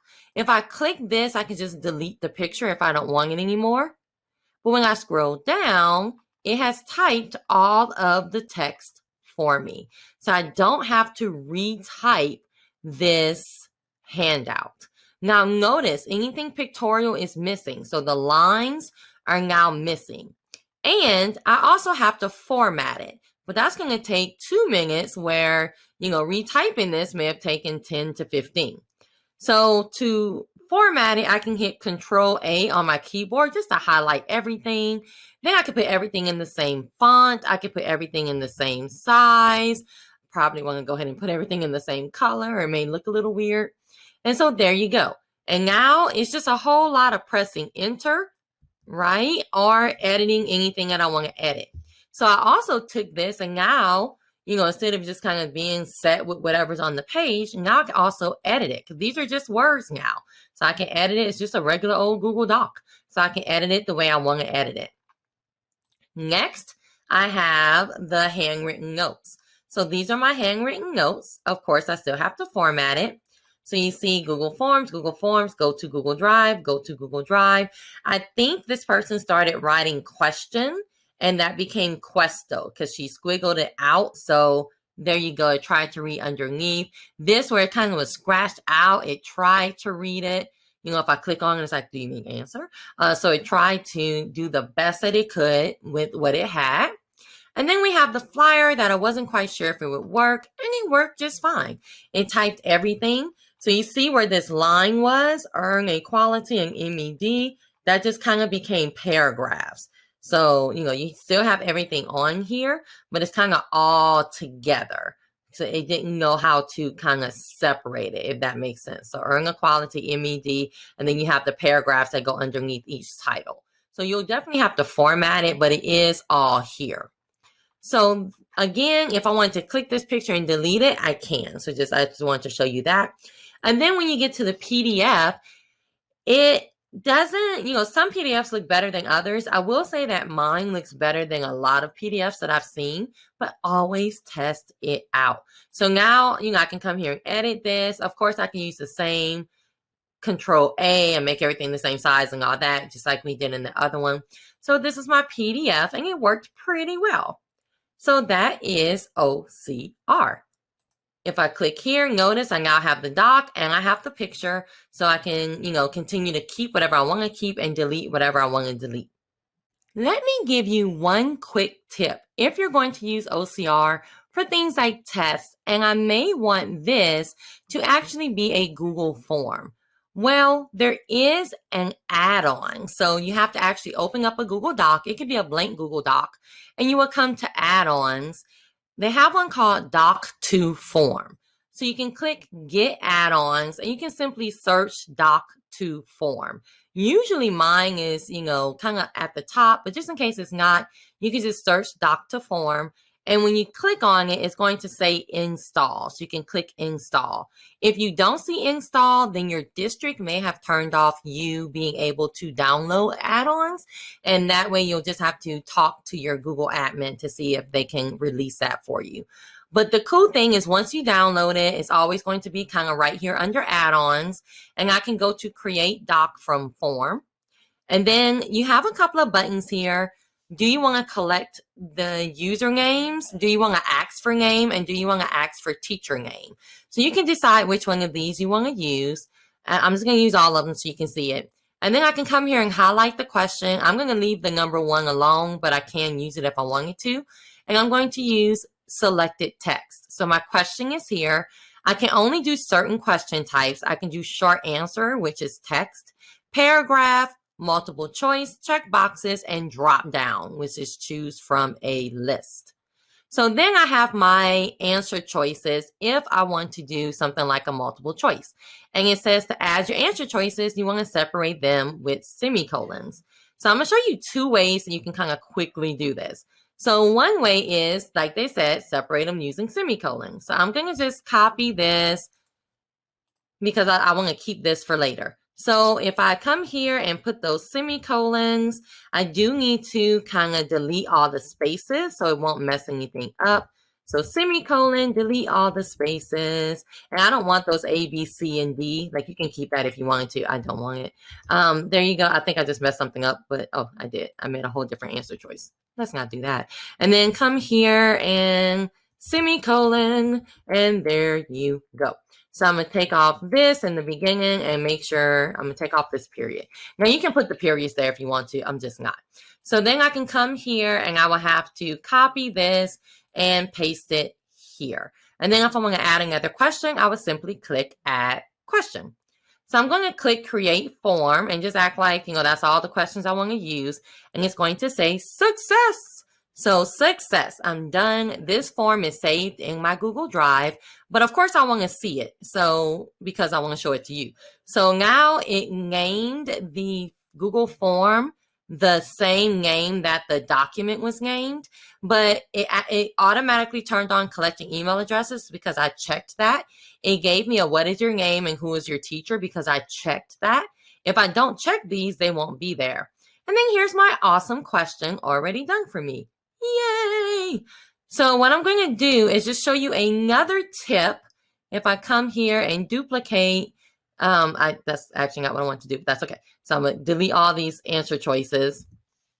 So if I'm actually just going to add a new question, which is what I wanted to do in the beginning. So if I come here and I have a new question, just another way that you can do this, if you wanted to go ahead and use doc to form just for the questions, it may be easier to just kind of come here and notice I'm just copying all of my answer choices at the same time. And then I can come here and just click on option 1, like I only want to paste one of them.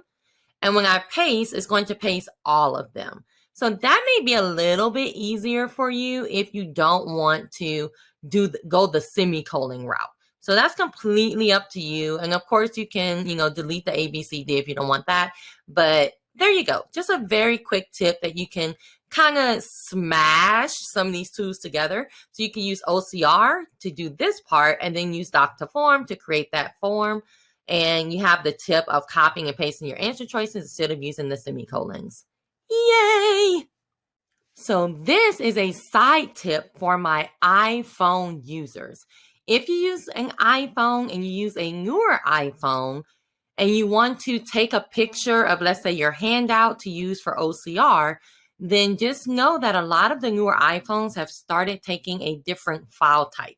That file type is not going to work with OCR. So if you want to make sure that all of the pictures that you take with your phone are actually JPEGs, this is what you need to do. So you're going to come here and click on Settings. You're going to scroll until you see the Music section, and you want to click on Camera. From there, you're going to click on Formats, and then you're going to choose Most Compatible. That way, all of the pictures that you take will be JPEG, and JPEG will work just fine for OCR. And again, this is just for iPhone users and newer iPhone users. So now that you know how to OCR, I leave you with this challenge.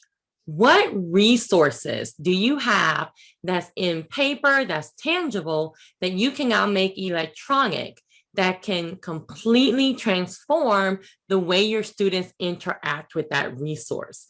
You may want to make electronic so they can highlight, so they can annotate, so they can make copies of, so they can edit. So think about that. What resources do you have now that are tangible that you can make electronic that can completely transform the learning and the way that that student interacts with that resource? Good luck. All right, that was awesome. Please make sure you go to Twitter and thank Dr. Alexander for her lovely tips and tutorials and things that she showed you through that training. Now, coming up, we're at part 3 of 3. Okay, we've covered Drive. Boom. We've covered Docs. Ba-dow. And now we're going to roll into Google Sheets. This is like the Microsoft Excel of what Excel actually wanted to be. So let's go ahead and learn a little bit about Google Sheets. Some of the stuff that you might not be using. This is a quick look. This is not an in-depth. We're not diving into the deep end here. We're gonna kind of hang out in the shallow end. We might get on that little ramp into the deep end, but we're not gonna go in and be like, okay, we're gonna learn, these highly complex equations and all this. We're not gonna do that. We're gonna go in. We're gonna learn some stuff that I think you might actually use. Okay, so I'm gonna stop talking. I'm gonna start talking here in a second about Google Sheets. Go for it, Tyler. All right, ladies and gentlemen, thank you so much for joining me today. I'm excited to talk to you about Google Sheets. Now, here's the deal. Google Sheets is like your Microsoft Excel, just a lot better, okay? If you're using Apple, it's like Numbers is the program they use. Google Sheets I like because it doesn't have all the fluff. Like, it has the fluff if you want it, but honestly, like, they have everything you would want. You just sometimes have to add add-ons. But the thing that makes it unique compared to the other ones is that it's all interconnected. So like a Google form can fill into a Google Sheet. And then Google Sheets can connect to everything. Like, it makes incredible sense for you to utilize Google Sheets as frequently as possible. So let's roll through some examples of how to use Google Sheets. First thing we need to do is we need to build out a list. So I'm in a Google Sheet. You create it in Google Drive just like you would anything else. I'm sorry, I'm going to skip that part. I'm not going to go like, oh, I'm going to show you every single thing you ever need to know. What I'm going to do is I'm going to show you the stuff that I think is helpful or maybe that you don't use or that can make your life easier. Because that's the thing. You don't need a ton of this stuff unless you're like, running taxes for people. If you're a CPA, then cool. Like, that's great. But if not, you don't need to do this. So let's say name, grade, house, and then info. Okay. So let's say I just need some information here. So let's say Harry Potter, grade, he's second year. And then let's say Gryffindor, and then info. Like, I've actually got something pulled up so I can have things. So let's, I know about Harry Potter. I just want it to be a little bit beefier because there's a couple things I want to show you. So I'm going to copy that. Remember, you can copy paste anything into there and it just like overlaps that, which I'm going to show you how to fix that. So let's say Harry, we got, let's do Peter Pettigrew. We'll say he's fourth year. He should have been in Slytherin. One of the few mistakes in the Harry Potter series that J.K. Rowling made was she said that, like, Hagrid always like, no bad witch or wizard ever came from anything but Slytherin. Like, Slytherin has like the only one that ever had bad people in it. But low key, he said that knowing that Sirius Black had turned bad, or thinking that Sirius Black had turned bad, and Sirius Black was in Gryffindor. So it's like, that was just kind of like a plot hole, if you will. Let's see. Let's do like 2 more. Okay. So let's do Albus Dumbledore. So I'm literally just putting in here so we can have some information. Albus Dumbledore, we'll say he's a 6th year. He's in Gryffindor. And then there's this info. And let's do one more. Let's do the greatest character in the whole series. Indubitably, Hermione Granger. She, even as a 1st year, she's better than all them. Let's put her in Ravenclaw where she should have been. Just kidding. And then I just really want to mix it up. And then let me put this right here. Okay, so I copy pasted. This one had a link in it. Let's see if it did the link. Yep, it did the link also. Okay, so here we go. We're going to, I'm going to show you a few tips that I use. These are some things. If you share a Google Sheet with me, I will do the following things. Does not matter who you are. I was on the, I was like part of the group. This sounds super braggy. I'm not trying to be braggy. That's what they called it. I was part of the group that they call the Google Forms expert team, where we get the chance to, look at some stuff in Google Forms and give Google some feedback, because a lot of people that work at Google are like, they're not really educators. They're, 25-year-old programmers, and they've not been in the classroom. So it's us like saying, hey, maybe do this, this, or this to make things better. Now, here's the thing. They shared a Google Sheet with me. I did this to Google in their own Google Sheet. So say that to say it is okay to make Google Sheets look better if you want. So this is what I'm going to do every time you share a Google Sheet with me. Okay. So the first thing that I am going to do is I'm going to freeze important rows. Do you ever have like a long list and you scroll down and you can't see like, hey, what was this column and what was this column? You can't see the names of the columns, okay? There are 2 ways you can go in and what they call freeze this row and this column, okay? So watch this. You can go up to File. Nope, not File. Sorry. View. Freeze. Why am I screaming? View. Freeze. Hey, guys, I'm way chill. Freeze, and then 1 row. So you can do 1 row, 2 rows, or just like make it snap to the row you want to do. So we can do 1 row. So what that does is that sticks that top part right there. Now, here's the deal. Checky this out, okay? Now, I can do the same thing for columns, and I could go here, and I could go to view and all that. This actually, I learned this from TikTok. By the way, I love TikTok. If you don't use TikTok to grow as an educator, you're like, I don't need to know dancing videos. There's a lot more to TikTok than dance videos. I promise you. There's an amazing educator community, and I think that we can learn a lot from each other. And so here is what I learned, because I was showing that thing I just showed you on TikTok, and somebody was like, hey, it's a lot easier than that. Why are you being so like difficult by going up here to view, freeze, and all this? Watch what you can do. Look what I can do. What's that? Name in the chat. What's that from? Look what I can do. Anybody know? Okay.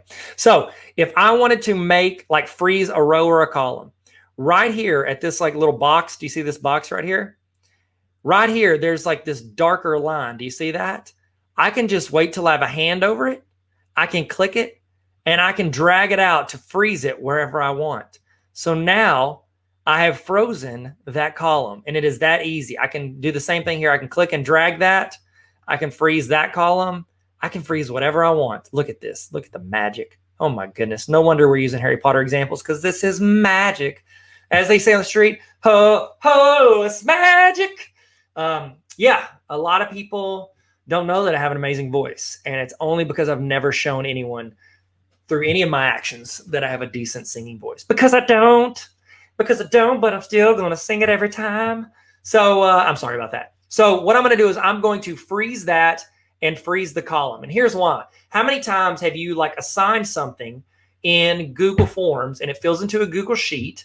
And then whenever you go in there, you're trying to scroll over and see like all the answers to the questions, and you lose it. It's like you scroll over and you're like, oh no, where did it go? So you can go up here and you can freeze these columns and these rows. Okay.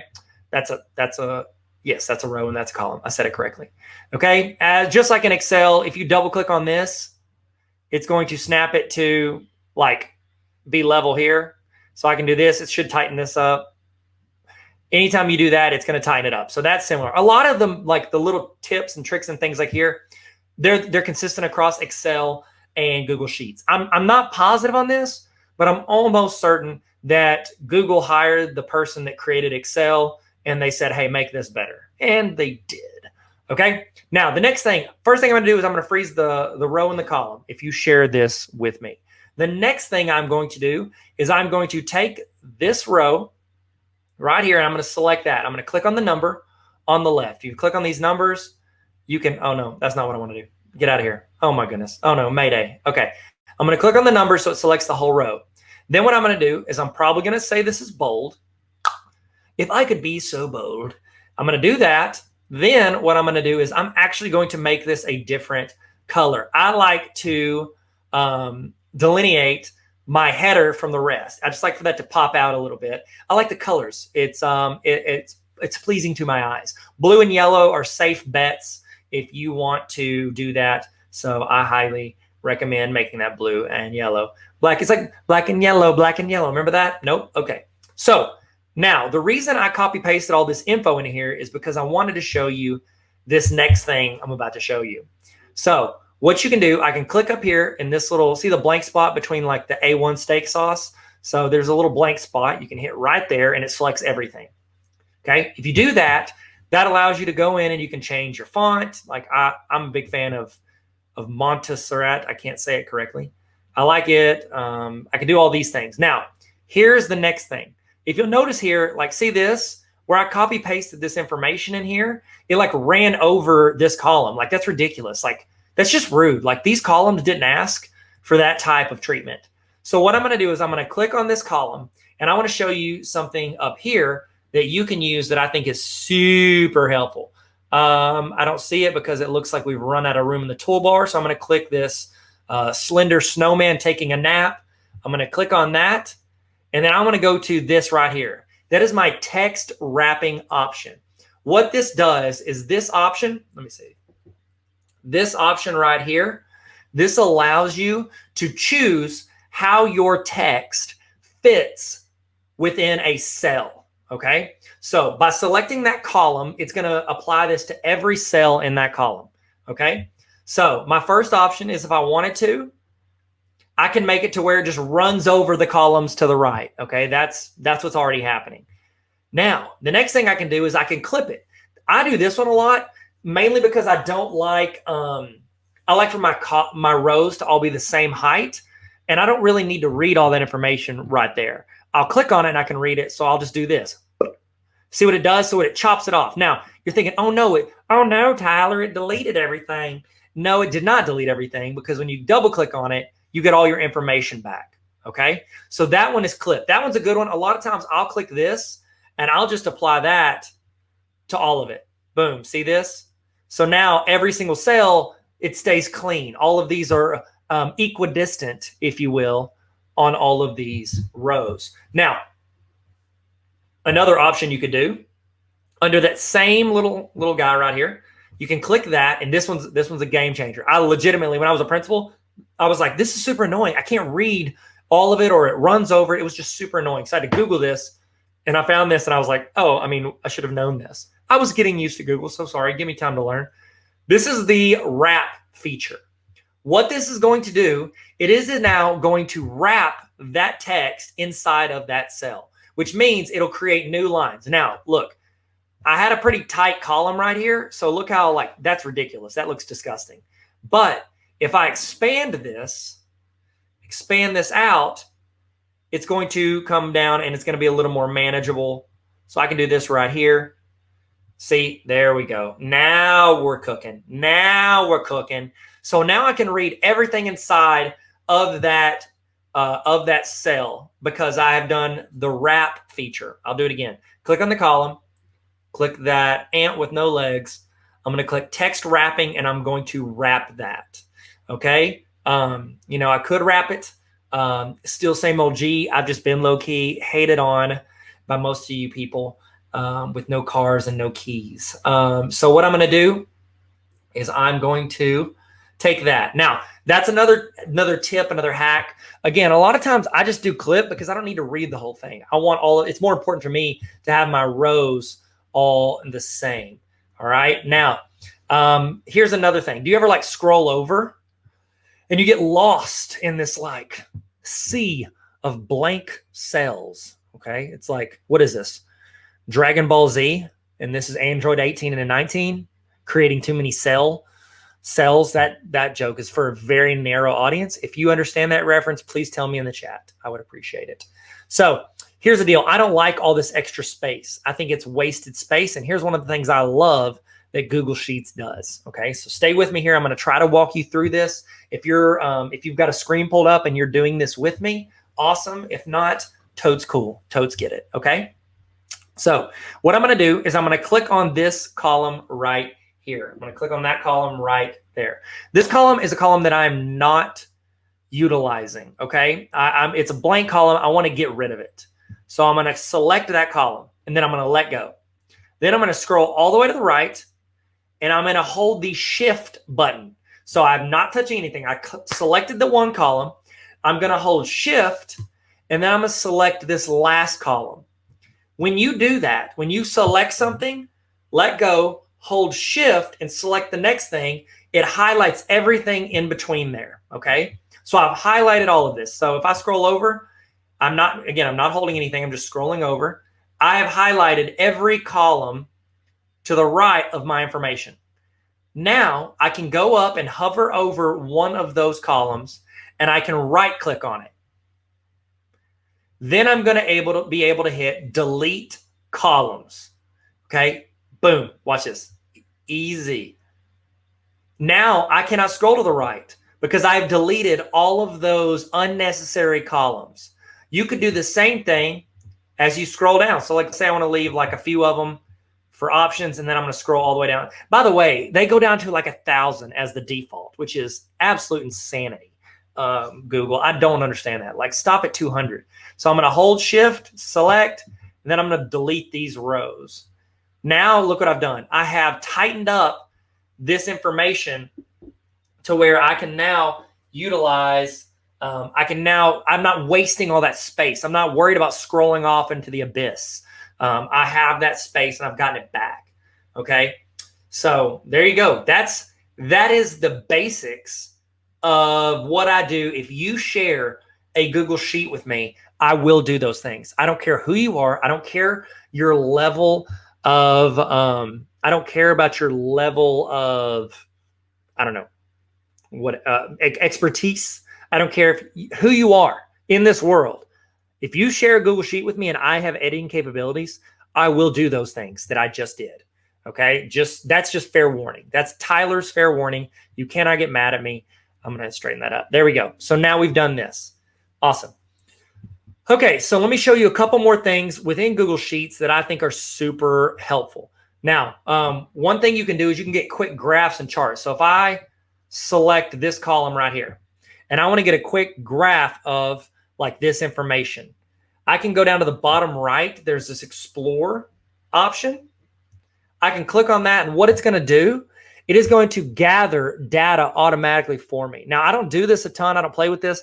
Most of these charts and graphs and things that I get is what I get automatically through a Google form whenever I create a Google form.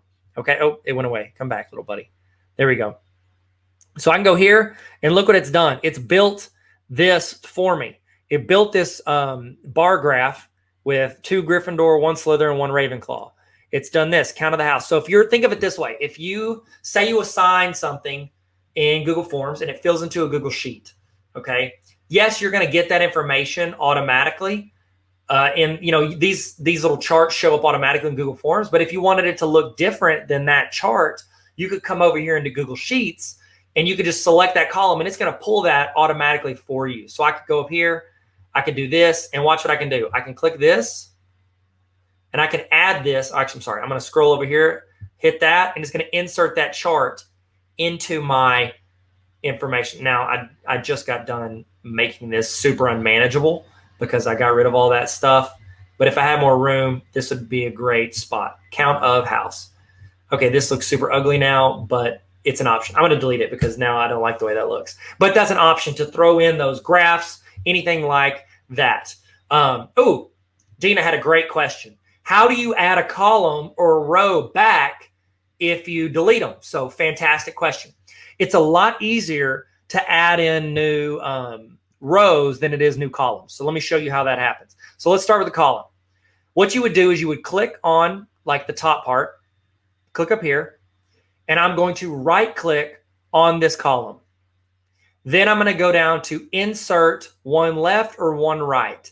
That's going to add in a new column. So this, see what it did? And what it does is it duplicates the column that you select. So it made that one really large because I just did that on a really large one. Watch, if I did this one, it's going to make a smaller one. Insert one to the right. It's going to do a smaller one. So it duplicates the dimensions of the column that you just duplicated. Now, like we deleted all those, all those rows. It's a lot easier to add in rows. I could just say, pick the number I want to add. Say I want to add 10 rows. I could hit add. Boom. It just added 10 rows for me. So it's a way easier to add new rows as opposed to new columns. Great question, Dina, and I highly appreciate you asking me that. Okay. And it actually worked out because let's say I wanted to do overall grade, and I'm legitimately going to give them their grade based on what I think they would actually make in the class. So let's say it's over out of 100. Harry's going to pull in like an 84 at best, just raw talent. He doesn't study enough. We know that. Peter Pettigrew, he's like a 61%. He's eking by. Get it? Eek, because he's a mouse. Nope. Okay, whatever. I'm doing my best here. Then Albus, he's going to be like 97. And then Hermione, I'm going to say she's a 99. I'm just going to say it because Albus is distracted. Okay, he's distracted. He's doing so much. Okay, now I want to show you a couple of the quick formula things that you can do. Okay, so I can select this column. And from here, this gives you some of your numerical stuff. So right here, I could turn it into money. Now it turned into $84, $61, $97, and $99. And I can toggle that if I want to. So I'm going to just hit undo because I don't want it to be money. Go away. There it is. Now I can make it percents. So what it's going to do is it's going to turn into a percent, which I had it at 84. If I had it at 0.84, it would have made it 84%. So there you go. I don't want to do that either. So this is another one with decimal. You can move your decimal places over. So let's say you wanted to add in some decimal places. You just click this and it just shifts those decimals over. So that's a good one. This would be great for math classes, anything like that. It's going to be able to show you that. If say you're running accounts and people are paying something or you're doing averages, you don't really want to go past two decimal places if it's a monetary amount. And so that allows us to shift our decimal places to an appropriate number. Okay, sweet. Next, let's do this. Let's say I want to find out let me do this. I'm going to add this right here. So I'm going to go one left and I'm going to add in their ages. Okay, age, Harry's 17, Peter is 41, Albus is, I think he was like 176 years old, which is absolutely doesn't fit the timeline at all. Hermione, we'll make her, I think she's a little bit older. We'll make her 18. Okay. So there you go. So we've got age and overall grade. So let's say I want to add up their total age. Okay. So I could just select this top one, select the top cell, hold the shift button like we did earlier. I'm sorry, I clicked it. Hold shift and select the bottom one. Now I've just selected all of that. Okay. And now I want to get the sum of those numbers. So what I'm going to do is I'm actually going to go over here to the ant with no legs. I'm going to click on it, and then I'm going to go down to this weird E. I used to teach math. I should know what this is called. In the chat, if you remember what this is called, say it. Don't spray it. I'm just kidding. I don't know why I said that. You could click this, and it's going to give you some of your basic ones. Now, there's a ton more options in this. But you would have to Google it. Just Google Google Sheets, formula words or something like that. It would tell you. But the basics are on here. So I want to find the sum of those ages. I could hit enter. Boom. It's going to add it up. So I could do this. I could say, total years. And then I can highlight this right here. So I'm going to go up here to my paint. And I'm going to highlight total years. So they have 252 years total, between these four. Now I'm going to say Albus is probably carrying the brunt of the age, but that's our ages that we have. Now, let's say I wanted to find the average years. Now, what would be the problem if I'm wanting to be like, hey, I want to add up all these and do the same thing I just did? The problem is it's going to add in the 252, okay? I don't want sigma. Is that it? Is that what that E is called? Is a sigma? Thomas said that. I don't know if it's true or not, but Thomas, I trust you. You said a question mark though, so I'm kind of losing faith, but you know what? I'll follow you to the ends of the earth. Here we go. So let's say I want to find the average of these four right here. However, I don't want it to go right here like it did automatically earlier. So instead of selecting like the parts of the problem and then hitting enter for the answer, I'm going to select where the answer goes. And then I'm going to go back and select the number. So watch this. I've just selected where I want my answer to go. I'm going to go up to the sigma, which Thomas has confirmed is what it's called. I'm going to click on that, and I want to go to average. So I'm going to click on average. Excellent. Okay, so there it is. Now, what Google Sheets is doing is it's waiting on us to go in and select what we want to find the average of. So now, again, I'm not holding anything. I'm going to click the top one, and look how it filled it in. Do you see how it filled in average of C2? Because I selected cell C2. I'm going to go down here. I'm not touching anything. I'm going to hold shift, hit this. It's going to say C2 all the way to C5, which is what I selected. And I'm going to hit enter. Boom. The average age is 63. And that's how you can do that. Now, it's pretty adaptive. So like, let's say I go here and I want to insert a row above, insert one above. And I want to add, Ron Weasley. Anybody know what that's from? The way I said that? I know it's from Harry Potter, but does anybody know what it's from? Let's say he is 18 as well. And then he definitely should have been in Hufflepuff. Let's just be real. Okay. So overall grade is a 77. Okay. Now, did you notice this? Whenever I hit that number, goodness, I went too fast. Sorry. Watch this. Do you see the 252? Watch what happens when I hit 18. It went up 18. It changed the average in the years. Even when as long as you're inserting those rows and columns in between your range, the range will expand. And so it'll change based on like what the top and the bottom are. So if you insert in, it's going to expand that range. Now, if you added it on to the end of it, it's not going to include it. So whenever you include those, make sure you put that in the middle of what you're doing. Okay. In the middle of what you're doing. So excellent. Excellent. Cool. Trying to think if there's anything else on here. Oh, they did add this feature. Nope. I'm going to wait and show you this whenever I show you a resource. So I'm not going to show you this feature. It's going to be on the resource portion. So we're going to go in. I'm trying to think if there's anything else. You can click this little blank A1 spot, and then you can choose like, hey, I want everything to be aligned to the left, or I want it all be centered. You can choose what all you want that to be. You can push it up, down, or in the middle. Let's do in the middle. You have plenty of options. You can rotate your text.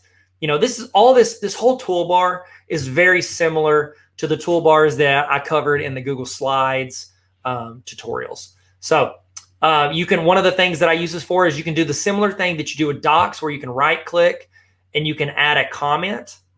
So you can insert comment, and I can tag people in this. I can tag, sorry, my dog. So I can tag my friend Leanne, who hates this. You're not super encouraging. Okay. I'm going to tag her, which, that's absolutely true. I'm going to hit assign. There we go. That is going to email her a link to this Google Sheet and give her the ability to go in and adjust it. Now, look right here. I don't know if you can see this. I can't zoom in, but look in the upper right-hand corner of this right here.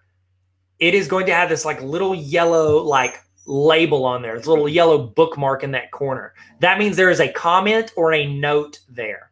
Sometimes I just do a note. So like if I'm making a sheet and I need to remember some information, I could go here and I could right click, and I don't want to make a comment necessarily. I want to insert a note, which is really just for me. So I could list, 4 houses.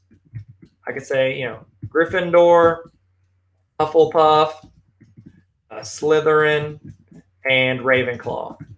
Okay. So that would be a note for me. it still does the little like thing in the upper right-hand corner, but if I hover over it, I can go and use it as a reference point. A lot of times this is super convenient if there's like a note about some student that you need to know, like if somebody maybe a student has like IEP, like they have modifications, you can just put their modifications here above their name, and as long as you're the only person that has access to that, then you can go in and see their stuff really quickly. I'm sorry, my dog is in my office and she's like, hey, can you chill? Can you chill? You're embarrassing me in front of my friends. I'm sorry. My dog's name is Queso. Queso, you good? You're good. She wants to go out and play. So excellent. So I want to show you a resource that I have that I think could be helpful to you. And it gives an idea of how you can use Google Sheets to be more collaborative with your colleagues, and also just even be more organized with what you're already doing.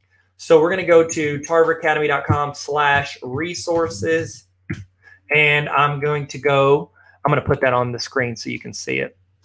What I'm going to do, this resource is going to be this is a curriculum map, lesson plan, whatever you want to call it. I call it a curriculum map because you're essentially mapping out your whole year. Let me put my website up there so people that are bouncing in while I'm talking, like they'll know what I'm talking about. So let me edit this real quick. Resources. Oh, that's not how you spell resources. A little S snuck in there. Resources. Resources. If I don't spell this right, y'all tell me right, okay? Y'all tell me right. That's not a phrase. Okay. My goodness. It's like I've literally forgot how to spell resources. Sorry. I tried to be like, have you ever tried to like edit a word in the middle of it? And it's like your whole brain shuts down that's actually a word. Is this correct? tarveracademy.com/resource. Excellent. So that's how you get to this free template. Oh, okay. Sorry. Learn how to spell resources, Tyler. So what we're going to do is we're going to scroll down and we're going to go to curriculum map template. Okay. So curriculum map template. You're going to click on this.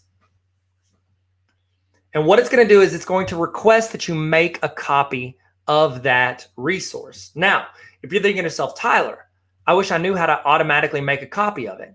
Let me show you. In the address bar, you see this address bar? Somewhere near the end is going to be the word edit. Do y'all see it? It's right here, edit.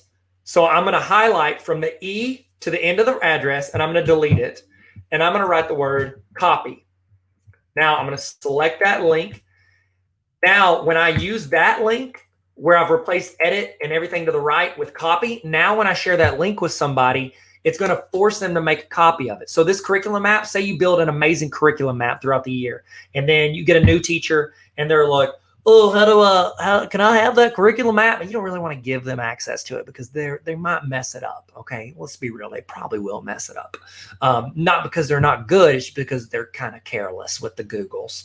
And so what you can do is you can give them this link to where it forces them to make a copy. And now they'll have all of the information, all of the links, but it'll be theirs. You don't have access to it. They can't mess with your original. They now can make their own copy in there. Okay, so I'm going to get out of there. So I'm making a copy of that semester map template that I just clicked on tarveracademy.com/resources. I'm going to click make a copy, and now it's going to generate a copy of this. Okay. What this is this is a map you can use you could use it to plan ahead. That's not how I would use it. I recommend just record what you're already doing in your classes.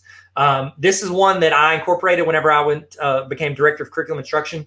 I switched our teachers to do this. And the idea is that if they're on a third grade team, they can share this with all the third grade teachers and they can all be adding in stuff as they do it. They don't have to use everything on the list, but they have the option and the resources so they're not starting from scratch. Super helpful, I think, for teachers that are brand new into that field. Either if a teacher's leaving, they can make a copy and give it to the new teacher, or they could share and then they could collaborate. Because I think once we share and collaborate, we all get better. Okay, it's like John Milton said, no man is an island.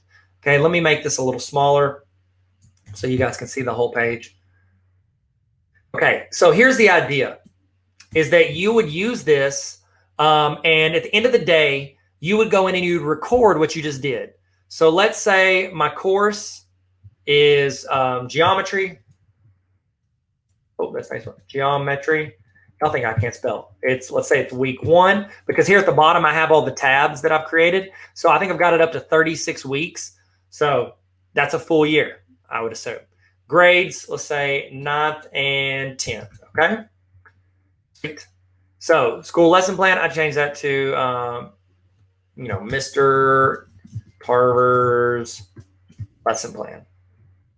Oh, actually, nope. That's why I got to put my name on it. Why is it all going to be Tarver Academy this and Tarver Academy that? Could just be geometry lesson plan. Okay. So we'd go in and we'd find the objectives. So the objective, let's say the objective today is to, learn the slope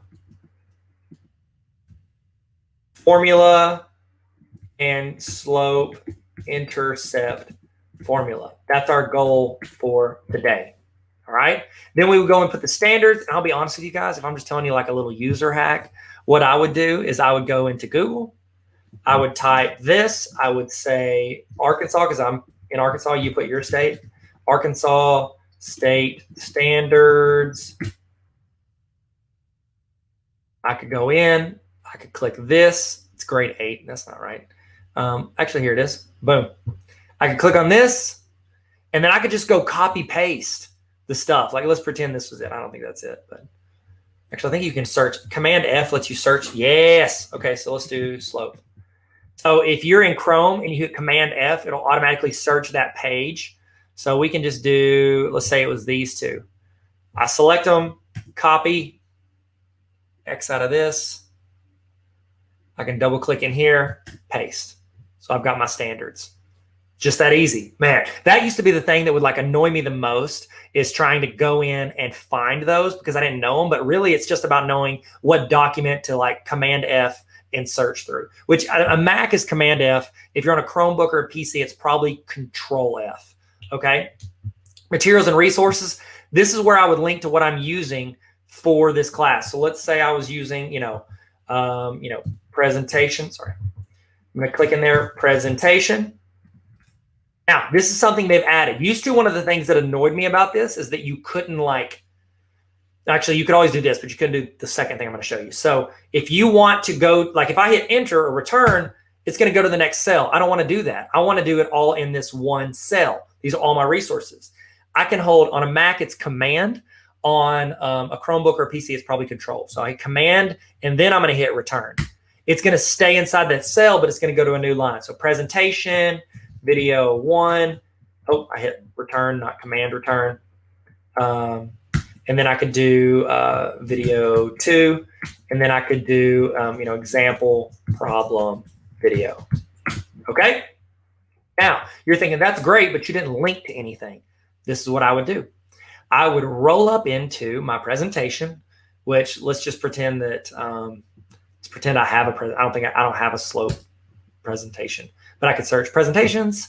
Let's say I had one for slope. Cool. What I love about it being in the slides, I'm about to switch you guys over to just see my screen so you can see all of it. How about this? Look at this. Bam. Get out of here, Tyler. Let's try to make this a little bit bigger so that you can see all of it. That's so much better. Look at that. That's actually not that much better. This is actually a ruse because my battery on my camera was going dead and I needed to swap it out. And so I don't want to lie to you guys. I'm not ever going to lie to you. Oh, wow. Tyler doesn't know how to find anything in his bag. There it is. Don't worry. Battery coming in. And take this moment in the chat. Let me know how do you do lesson plans at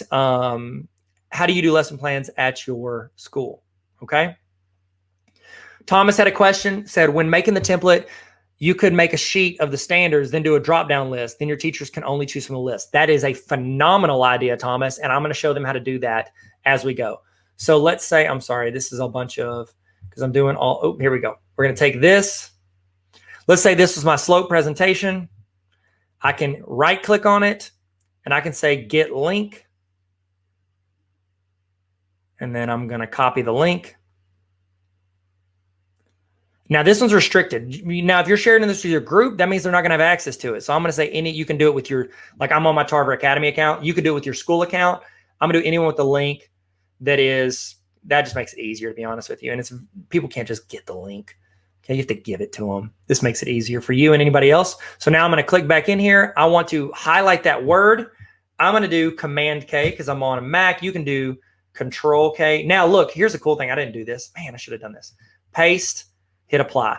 Now I went and searched it. I could have just searched within my own drive directly from doing this. So watch this. When you do the link thing, now the link's up here under the little chain link, or I can do Command K, or you could do Control K. I can actually search the internet. So if I say I want to do slope, formula, Tyler, Tarver, it's going to search the internet because Google is like the best search engine on the planet.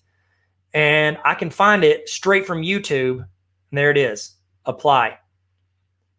Oh, wow. I just linked everything. Why did it link everything? I genuinely don't know, but it did the right video. I think I messed up. Let me try it again. So I'm going to take this, Command K. I'm going to say Tyler, Tarver, slope. I'm going to select this. I'm going to hit apply.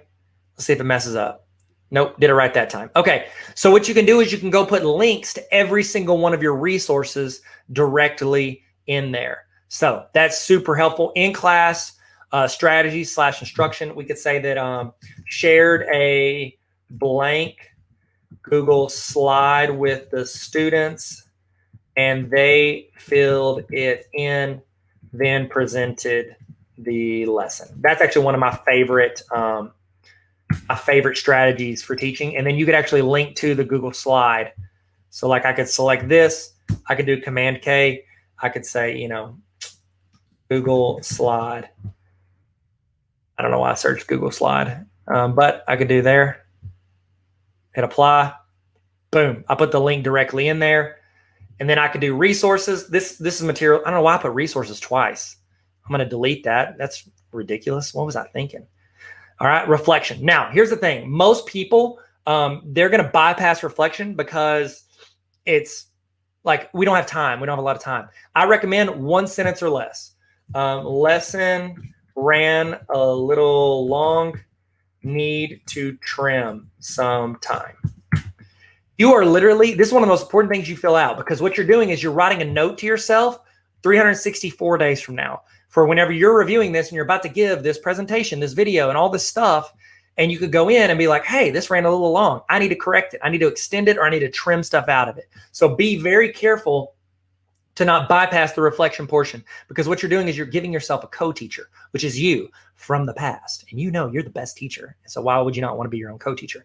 Now, last thing I want to show you before I want to show the thing that Thomas mentioned is one of the other ways that I highlight and reflect is at the end of the day, I like to use color to indicate what went well and what did not go well. That way I can quickly notice what I need to change next year. So let's say my materials and resources, they were really good. So what I'm gonna do is I'm gonna select that cell. I'm gonna hit the paint bucket, and I'm gonna make it this light green. Green, whenever I do my color coding, green is good. Thumbs up, green is good. Let's say, lesson ran a little long, need to trim some time. That's not a terrible reflection. It means the lesson went okay. So I'm gonna do color bucket, and I'm gonna make it yellow. Green is good, yellow is, it's okay. Then if say this, which this has never gone bad for me. It's a great in-class instructional strategy. But let's say it went terrible. Say it was not good. It was not effective. They did not learn from that. Then I'm going to use the paint bucket. I'm going to make it red. Now, as you color code, and you don't have to color code every box, but say you want to say this is good, this is bad, this is just okay. So next year when I see this, I'm going to say, oh, this is red. This is what I did last year, but it didn't work. So I'm going to go in, I'm going to change what I did for that section. So there you go. That's what I recommend, and that's what I think you should do. Color coding, super simple color coding system. Now, I'm going to throw this on here. Look at what Thomas said. This is fantastic. Thomas said, when making the template, you could make a sheet of the standards, then do a drop-down list. Then your teachers can only choose from that list. I was working with another educator. She was up north, and she saw this, liked it, and made it so much better. And that's my hope with all my resources, is that you take it and make it applicable to you and your school and your class, and then make it better. And this is a fantastic idea. So what you can do, and I never do this, so I know I'm going to mess this up. But let's say I want to select this. I'm going to right click and I want to do, I think is it data validation? I think it's data validation. And then the criteria, we want to list of items. Okay, so what you can do is you can put in whatever it is you want to put on there and you can separate them with the comma. Okay, so I can put, let's say I take, let me see if I can pull this one back up. Let's pull the state standards back up because we love our state standards. I can go in and I can copy these, copy all the state standards, and then I can put them in here. And now I'm going to just go in, I'm going to delete this, and I'm going to separate them with a comma. So I'm just going to go in here, separate with a comma. See, this is not like a long process. And I just grabbed I could have grabbed every single state standard. I just grabbed a few that were at the top. Okay. Almost done. It's probably an easy way to do this, but this is how I would do it. I'm not going to lie to you guys. Okay. I'm going to hit save. Now, if we did it right, okay. So look, this cell is blank. This right here is a drop down. If I click this drop down, I now have the option to do this. Oh no, it looks like it did it by rows. I think I might have should have just done rows. When I pasted it, it did this. So let me go in and fix that. Okay, so I'm going to go in. Actually, I'm not going to fix it because I don't want to waste your time. But when you do that, you need to make those, you need to make them to where they're full sentences. When I pasted it, it kind of chopped the ends of it and therefore did this. Okay, but I could go in and I could select these different options. Okay, now the only issue is it's going to be one standard at a time, but this is super helpful for you to go in and help your teachers. So like what I could do, I could take that one, copy, paste. So now all of those have the same thing. So I can drop down this, go here, drop down this. This is super, super helpful. And this could be for anything. This could be for reflections. It could be for your, I would do for resources. You could choose presentation, video, stuff like that. But you could think of how you could expedite this process and make all of this a lot easier for you as you are, in this. The faster you can make this, but also the most helpful, that's what I would go for. So take this resource. It's tarveracademy.com/resources if you want to grab this resource. And this has been Google Sales review. Google Sales, that's not what it's called. Google Sheets. Why did I call it? I mean, they are cells. It's like words and then side sentences. That was actually in my first book. Don't read it. It's not very good. Words and sentences. Tyler Tarver. Okay. Thank you guys so much. And we're hopefully going to learn some more in the future, in the very near future, together. The end. Thank you guys. Y'all are incredible. Peace. What up? Welcome back. Hey, Tyler here. How are you doing? How are you feeling? In the chat, let's do emoji check. And how are you feeling right now? Have you learned? Oh, no. To this point, what is something that you are going to try in your classroom or implement that you might not have wanted to, an hour or two ago? What is something you're wanting to implement in your classroom? Put that in the chat right now. I'd love to see it. I know the other people in the chat would love to see it. I know it'd be some great input. So throw that in the chat and then you can also copy paste and put in your notes just so you don't forget. Make sure everything you're doing, you're keeping notes of. Keep links to it, all of it, because I want you guys to be able to access and actually make your classroom better. I've sat through enough PDs in my life, professional development in my life, that I don't remember one thing from. I pray that you walk through this. I am hoping that you get something out of this training that you can take and use, once a day, once a week, once a year, once a decade, something that you use and implement, whether it's a mindset or a skill set or just any type of framework to build your classroom and make things better. Okay? Speaking of making things better, making ourselves better, I do want to give you, some thoughts on something that I offer, a community that we have at Tarver Academy that I think could add you a ton of value. It could help you get better all year. Because right now we're getting better with PD, with professional development. Hopefully you're getting better right now. This summer you're gonna hopefully glean some information, some knowledge, some experience, and you're gonna get a little bit better. I want us to get better all year. I want us to get better all throughout the year. And here's the thing with teachers. We do not have time to go sit through a 6-hour professional development once a week. So what I did was I created a community called Tarver Academy. And it was based on teachers telling me they wanted resources. They wanted a continuation of these trainings, of templates, of resources. They want it to be handed to them, because if you go out and search for it, you're gonna find random stuff. They want stuff that could be applied to their classroom, that they can sit there, bite-sized professional development for busy teachers. That's Tarver Academy Honor Roll, and I would love for you to join if you want to. If you don't have to, don't pay for it. It's not very expensive at all, but I don't want you to have to pay for it. I would rather you use your district's professional development money. So if you want, have them go in, order that for you. Hey, here's the deal. Okay, let me be real with you. So you are signed up for the premium summer PD. Okay, either you signed up for it yourself, your principal, your administrator signed you up for it, or your district or your co-op. There were some amazing co-ops, districts that jumped in and realized that this could add value and flexibility, because they're offering 3 different sessions throughout the summer. You have flexibility to watch from home, or maybe you're watching with a group, maybe you're watching in your classroom, wherever you're watching from. They wanted you to add that value, and I wanted to give you a huge discount on the Tarver Academy Honor Roll. This is just for this summer, and it's just for the people that are on the premium watches, okay? And so the premium watches, the premium PD, okay? And so if you're watching this, you're here, you're on it, okay? So what you can do is you can sign up at tarveracademy.com/honor roll, and I want you to use this promo code. When you sign up, use this promo code. It's gonna cut in half. And it's one time for the full year, and it's gonna cut in half. Remember, use your district money if you can. So just write the promo code down, or put it in there and then get reimbursed, whatever you need to do. The promo code is premium, because you've signed up for the premium summer PD, and so I want to give you half off. So what that is essentially, you or your district or your co-op or your building paid for the summer PD, and so what it is, you get half off for these honor roll resources that come to you every week for the entire year. They essentially, it paid for more than, it paid for half of this just because they signed you up for it, or you signed up for it. So it's actually a better deal than if you just like straight up bought it. But you'll get access to these trainings anytime you want throughout the entire year, plus anything new. I'm gonna send you something every single week to help make you better in your classroom, because when you get better, your students get better. In the email every week, you're gonna get either a template, a resource, you're gonna get a short PD video, professional development, a training to show you how to do something you might not know how to do, or reinforce something you're maybe already trying.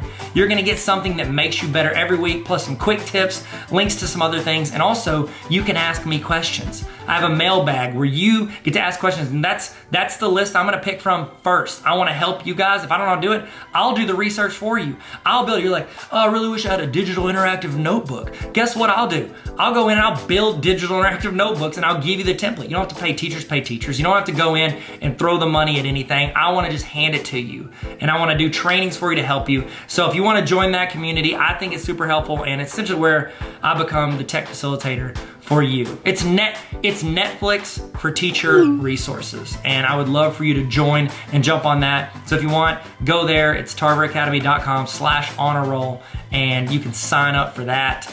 And I think it's just going to be a huge. It's going to be a huge help to teachers throughout the year who have a lot going on and not a lot of time, extra time to go out and do it. It's like as teachers, they always give you more stuff to do, but they don't give you like, oh, here's like an extra 3 hours a day to go out and do whatever it is you're going to do. So if you want to sign up for that, you can. I hope you've used this time also to use the restroom. So if you're just getting back using the restroom, guess what? We've just been talking about Tarver Academy Honor Roll. No big deal. But I want to give you guys time to go do that and get a snack if you need it. Whatever you need to do, we're about to kick back into, we're about to jump back in it. We're going to fall back into the gap, fall into the gap. Man, do y'all remember that? That was a good campaign. That was memorable. Wasn't it? Memorable? Yeah, sure. Okay, so we're about to get started. We'll get started here very soon, and we're gonna jump back in. We're gonna keep learning. All right, let's do it. Let's go. We're still doing this. In the chat, here we go. In the chat, I want you to tell me the name. Okay, don't say that. I was gonna say, tell me the name of, you know what? You can do that. Tell me the name of a teacher who made an impact on you and what they did. Why did they have an impact on you? In the chat, what name of a teacher or an educator that had an impact on you and what they did to have an impact. It was either the way they treated you, the way they ran their class, or the way they inspired you, or just the way they had structure maybe. They were reliable, they were consistent. I would love to hear in the chat, name of a teacher that motivated you as a student or as another teacher and what they did. So let's throw that in the chat, and we're about to get started. We're gonna jump back into it. We're about to get started. We're gonna jump back into it like a pogo stick. See that? See what I did there? Nope. Okay, all right, let's get going. Hey, we're on our last section, last portion, which is Miss Kiefer is about to show us some cool stuff with Google Sheets. And one of the things I'd love for you to do, and I'll tell you this, she had a session in our Google Forms as well. And she did these for the same exact sessions for the Digital Educator Conference. And I think that this is I've never seen anyone create a presentation like this, which is genius. And I'm just super excited that she's going to share with us a little bit about Google Sheets. And I hope you can take something away from it. Make sure you go on Twitter, take a picture, tag her, and tell her thank you for giving us this incredible information today. So thank you guys so much. And let's roll into the last portion, Google Sheets. You can do with Miss Sarah Kiefer. Hey everyone, my name is Sarah Kiefer, and I am a Google Certified Innovator, Trainer, and Level 1 and Level 2 Certified Educator for Google, and I love Google. I love it. I'm all in. It's fantastic, but that's not where my story started. I actually really did not like Google at first. And then I saw the power of Google and the ease of which everything works together. So then I jumped in. A little background about me is I was a classroom teacher for 14 years before I stepped into my current technology integration specialist role. And I absolutely love it. And I have grown so much, and I've seen so many different sides of Google. I was teaching at the 7th and 8th grade level, and then this job that happened was down at the elementary level. So now I'm working with pre-K to grades 4, and I love it. I love every day. But that's not also to mistake the fact that it's tough, especially in the world that we live in. And that's where I think Google really can leverage a lot of power for you. And one of them, little known, little used by a lot of teachers, is Google Sheets. And if you look at Google Sheets, you go, ugh, kind of a dry spreadsheet. And who likes spreadsheets? There's a small section of the population that likes spreadsheets.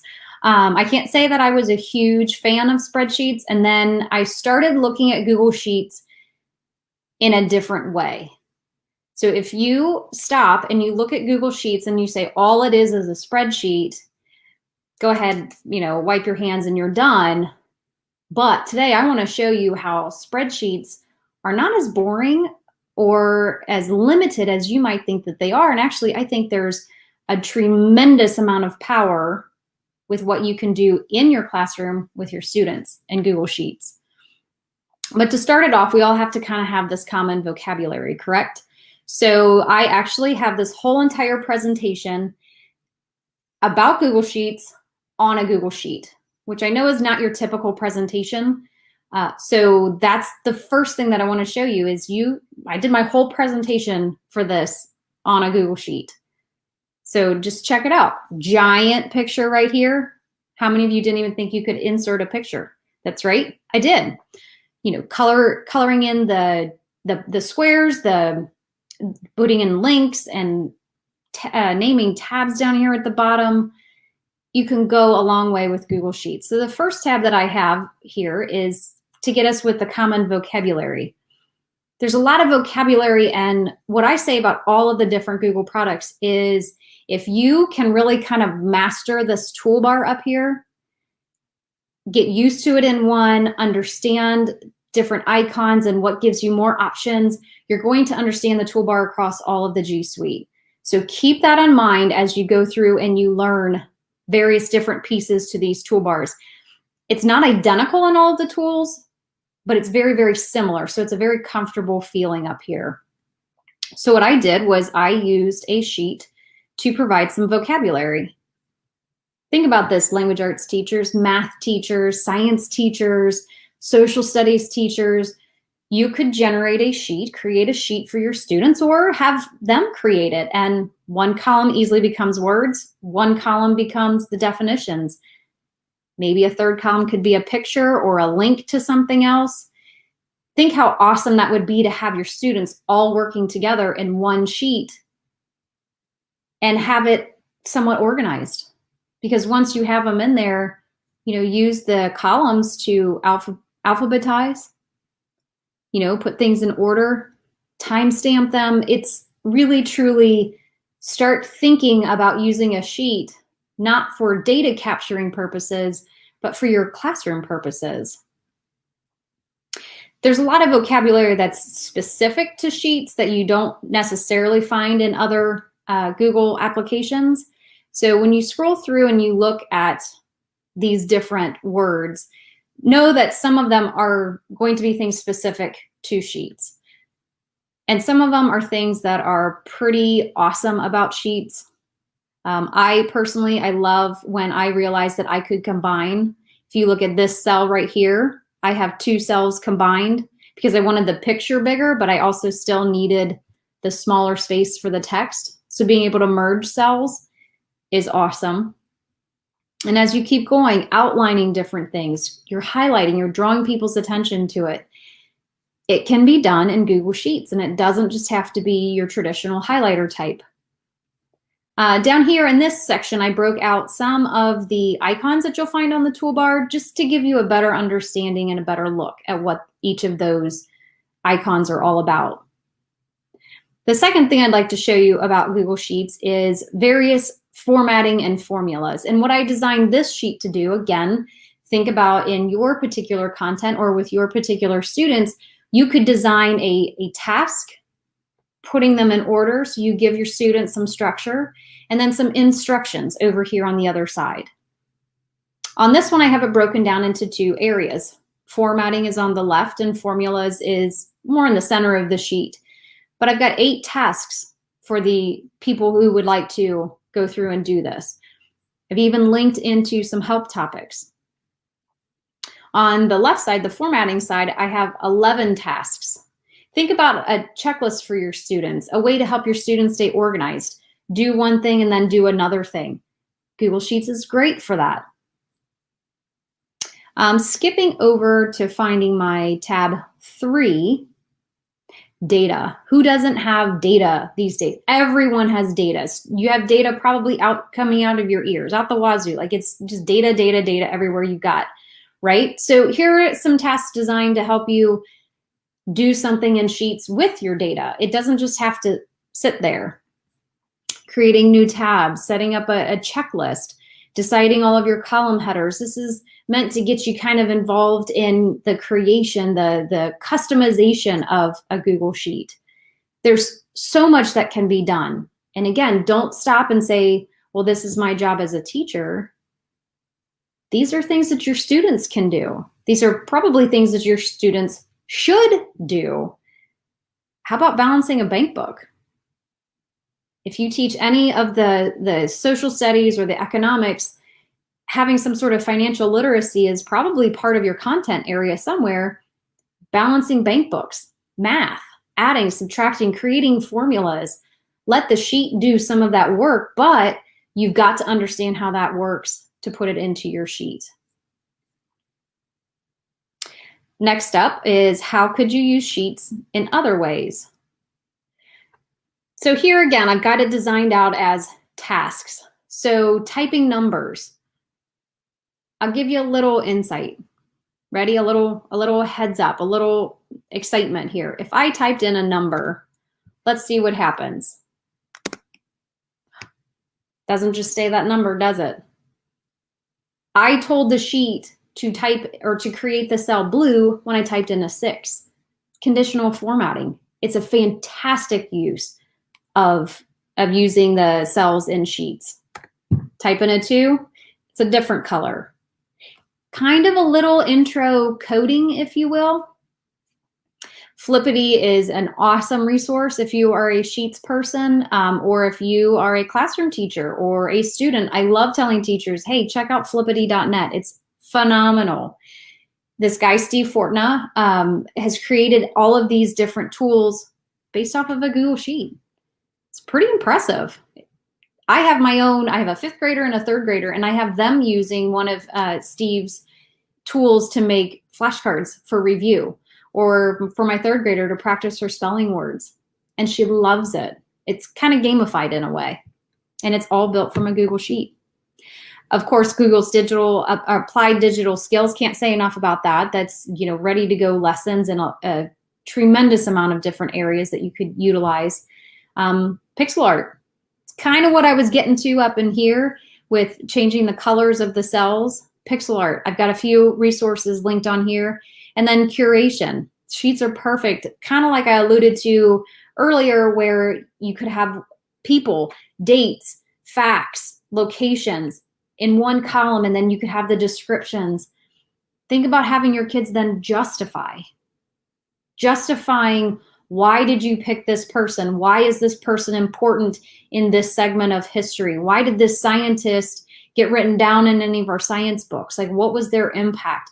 And being able to justify that, whether it's with some research, whether it's just with their information typed out on it. Sheets is a great place to bring all of that together. The rest of this kind of gets into some of the nitty-gritty with sharing. And again, if you are comfortable sharing with a Google Doc or a Google Slide, sharing in Google Sheets is a lot the same. Please know that we're talking about the general overarching share settings as opposed to, I want to just share this sheet. That's a little bit different. If I just wanted to share this one particular tab out of my entire workbook, that's where you're going to have to kind of dig in a little bit.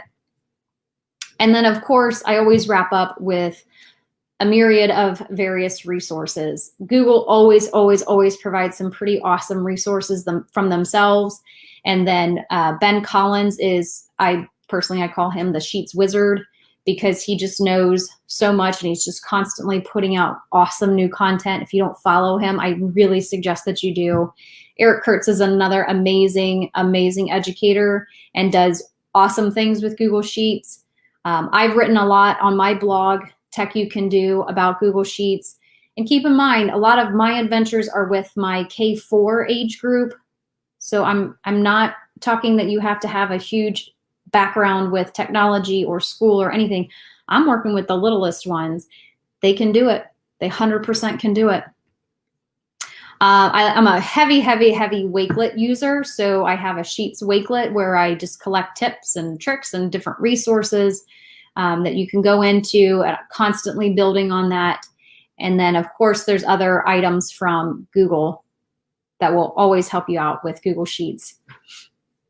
And then down here, this last tab was one where I had made copies and was doing some work on the inside just to kind of show off some of the main points of Google Sheets. The bottom line with Google Sheets is it's not just a spreadsheet. You can go wherever you want with a Google Sheet. So don't sell it short. Try it out.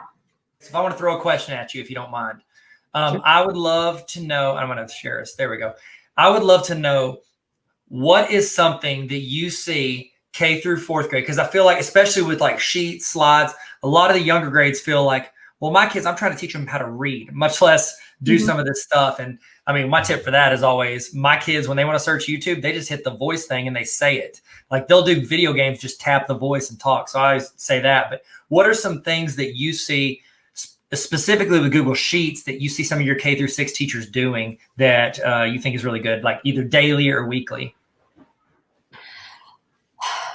Okay, so I don't have examples of this. That's okay. That's totally okay.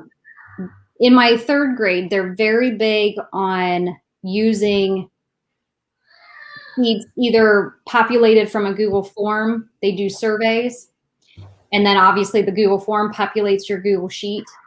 But then they like to take the kids a little bit further and creating charts. So in the bottom right-hand corner, using the Explore button, when you have a sheet full of data, like names, and maybe they ask a survey question like, do you prefer potato chips or a chocolate chip cookie? Or what's your favorite color, red, orange, or blue? That kind of thing. To then show the kids how they can pull up the Explore button and it will pre-populate charts and of various natures, depending on how much data you actually have on your sheet, and allowing the kids to see the charts and not skipping over. I understand, like, we're skipping over the actual creation of the chart, But what I like to do is then have this conversation, the teachers have the conversation with the kids. Okay, so based on the data that we have over here, is this a good representation or is this a good representation? And doing a little bit of compare and contrast. And it's with, really minimal data that you got in the sheet.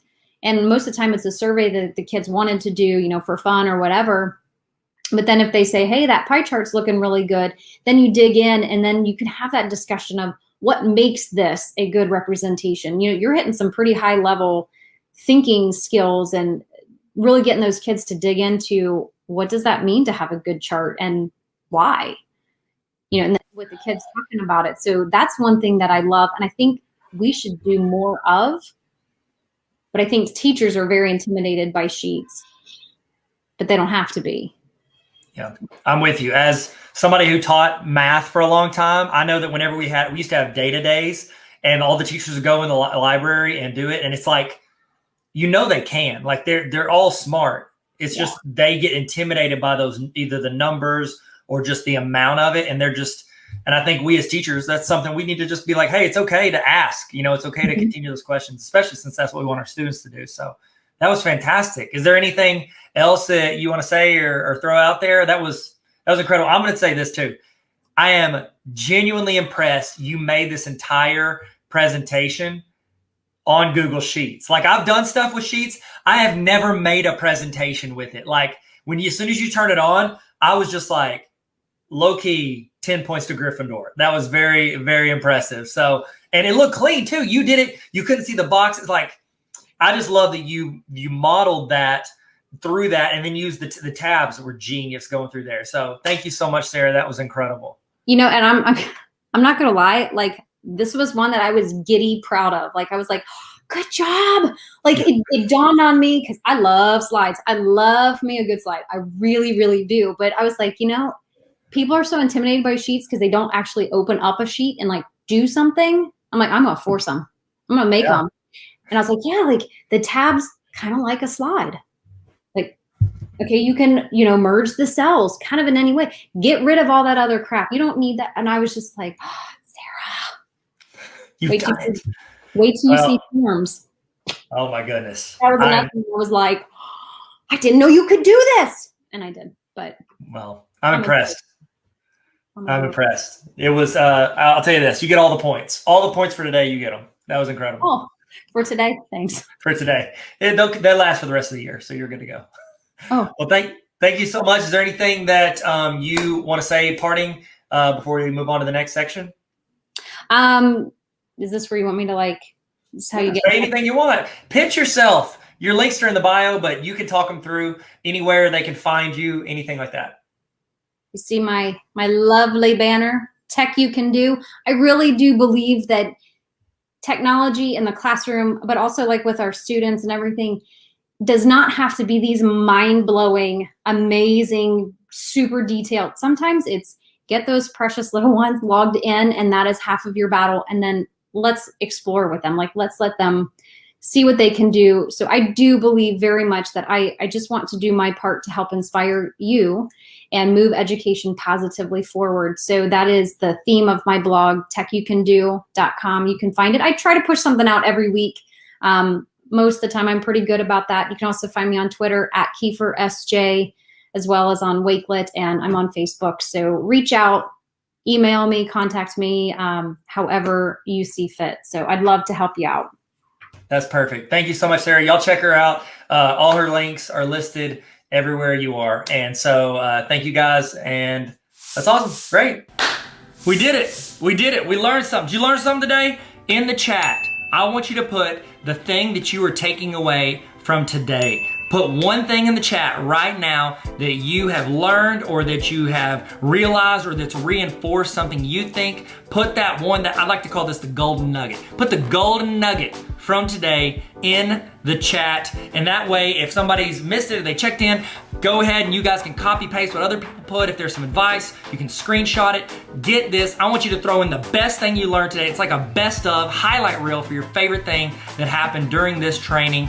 Toss that in the chat right now so we can share and grow together. Okay, we're about to do the evaluation. Before we do, I want to remind you, if you want access to this, this entire training at any time throughout the year, not just these live broadcasts, you can join the Tarver Academy Honor. Why'd I do this? Hey guys, Tarver Academy Honor Roll. It's like Netflix for teachers. Netflix for teachers, because you have resources, you have templates, you have PDs, trainings. It's literally like a library of trainings, and then access to ask questions, to request resources that I build and send out to teachers all around the world. So tarveracademy.com/honor roll if you want to join the greatest community on the planet. And I'm not biased at all. I mean, all of us, you're on the honor roll. You want to be on the honor roll? Sick. Let's all be on the honor roll. And I'm a dean, so keep me on the dean's list. Hey, that works. Okay. All right. Now it's time for your evaluation. I'd love to get your thoughts on what you thought for this, but also I'm going to send you a certificate saying that you sat through this training. You put in the time. You wanted to learn. You wanted to grow. You wanted to get better. This is going to be a certificate that I'm going to email to you. What I need you to do is I need you to go to the link on the screen, or hover over the QR code with your phone. Get your phone out, hover over it. It's going to ask you a few questions. If you don't get this, it means that you put your email address in wrong. Make sure, please do not rush this. Type your email address in correctly. Please, I'm begging you, because if not, you're gonna email me, I never got my certificate. It's because your email address is wrong. Type it in, type in your email address correctly, fill it out, fill out your name, make sure you capitalize, make it look good, because it's gonna fill into the certificate from this. So I need you to put this in correctly, please. Okay, go there, we're gonna walk you through it. Go into this, click on the link, or you can't click on the link because it's on a video. Type in the link on your computer, or type it in on your phone, or whatever device you have. Scan the QR code, fill it out. I'm gonna send you a certificate with a timestamp on it saying what time you ended. You have proof from earlier if you sent in to the other link of what time you started. And then you also got your notes and all the stuff you've learned, your screenshots, all of that to show your administrator or whoever, your spouse, you show your friends, show people on the streets, all the learning that you did. You can frame that certificate. I think we're all getting framed. You get it framed, I'm getting framed. I'm gonna put it up on my shelf. I got too much stuff on my shelf already. So look at this, Lonzo Ball rookie card. If you got any, by the way, you got any basketball cards you wanna sell, hit me up. I've been slightly obsessed with basketball cards, and I apologize for bringing it up. Look at this, this is all Lonzo Ball. Lonzo Ball, I mean, he's the GOAT. Everybody says it. Who's in the chat? Who is your favorite basketball player of all time? I'd love to know. It was Lonzo Ball. It's quite the coincidence because I had it sitting on my desk. If not, it's probably this guy. Probably this guy right here. See that guy?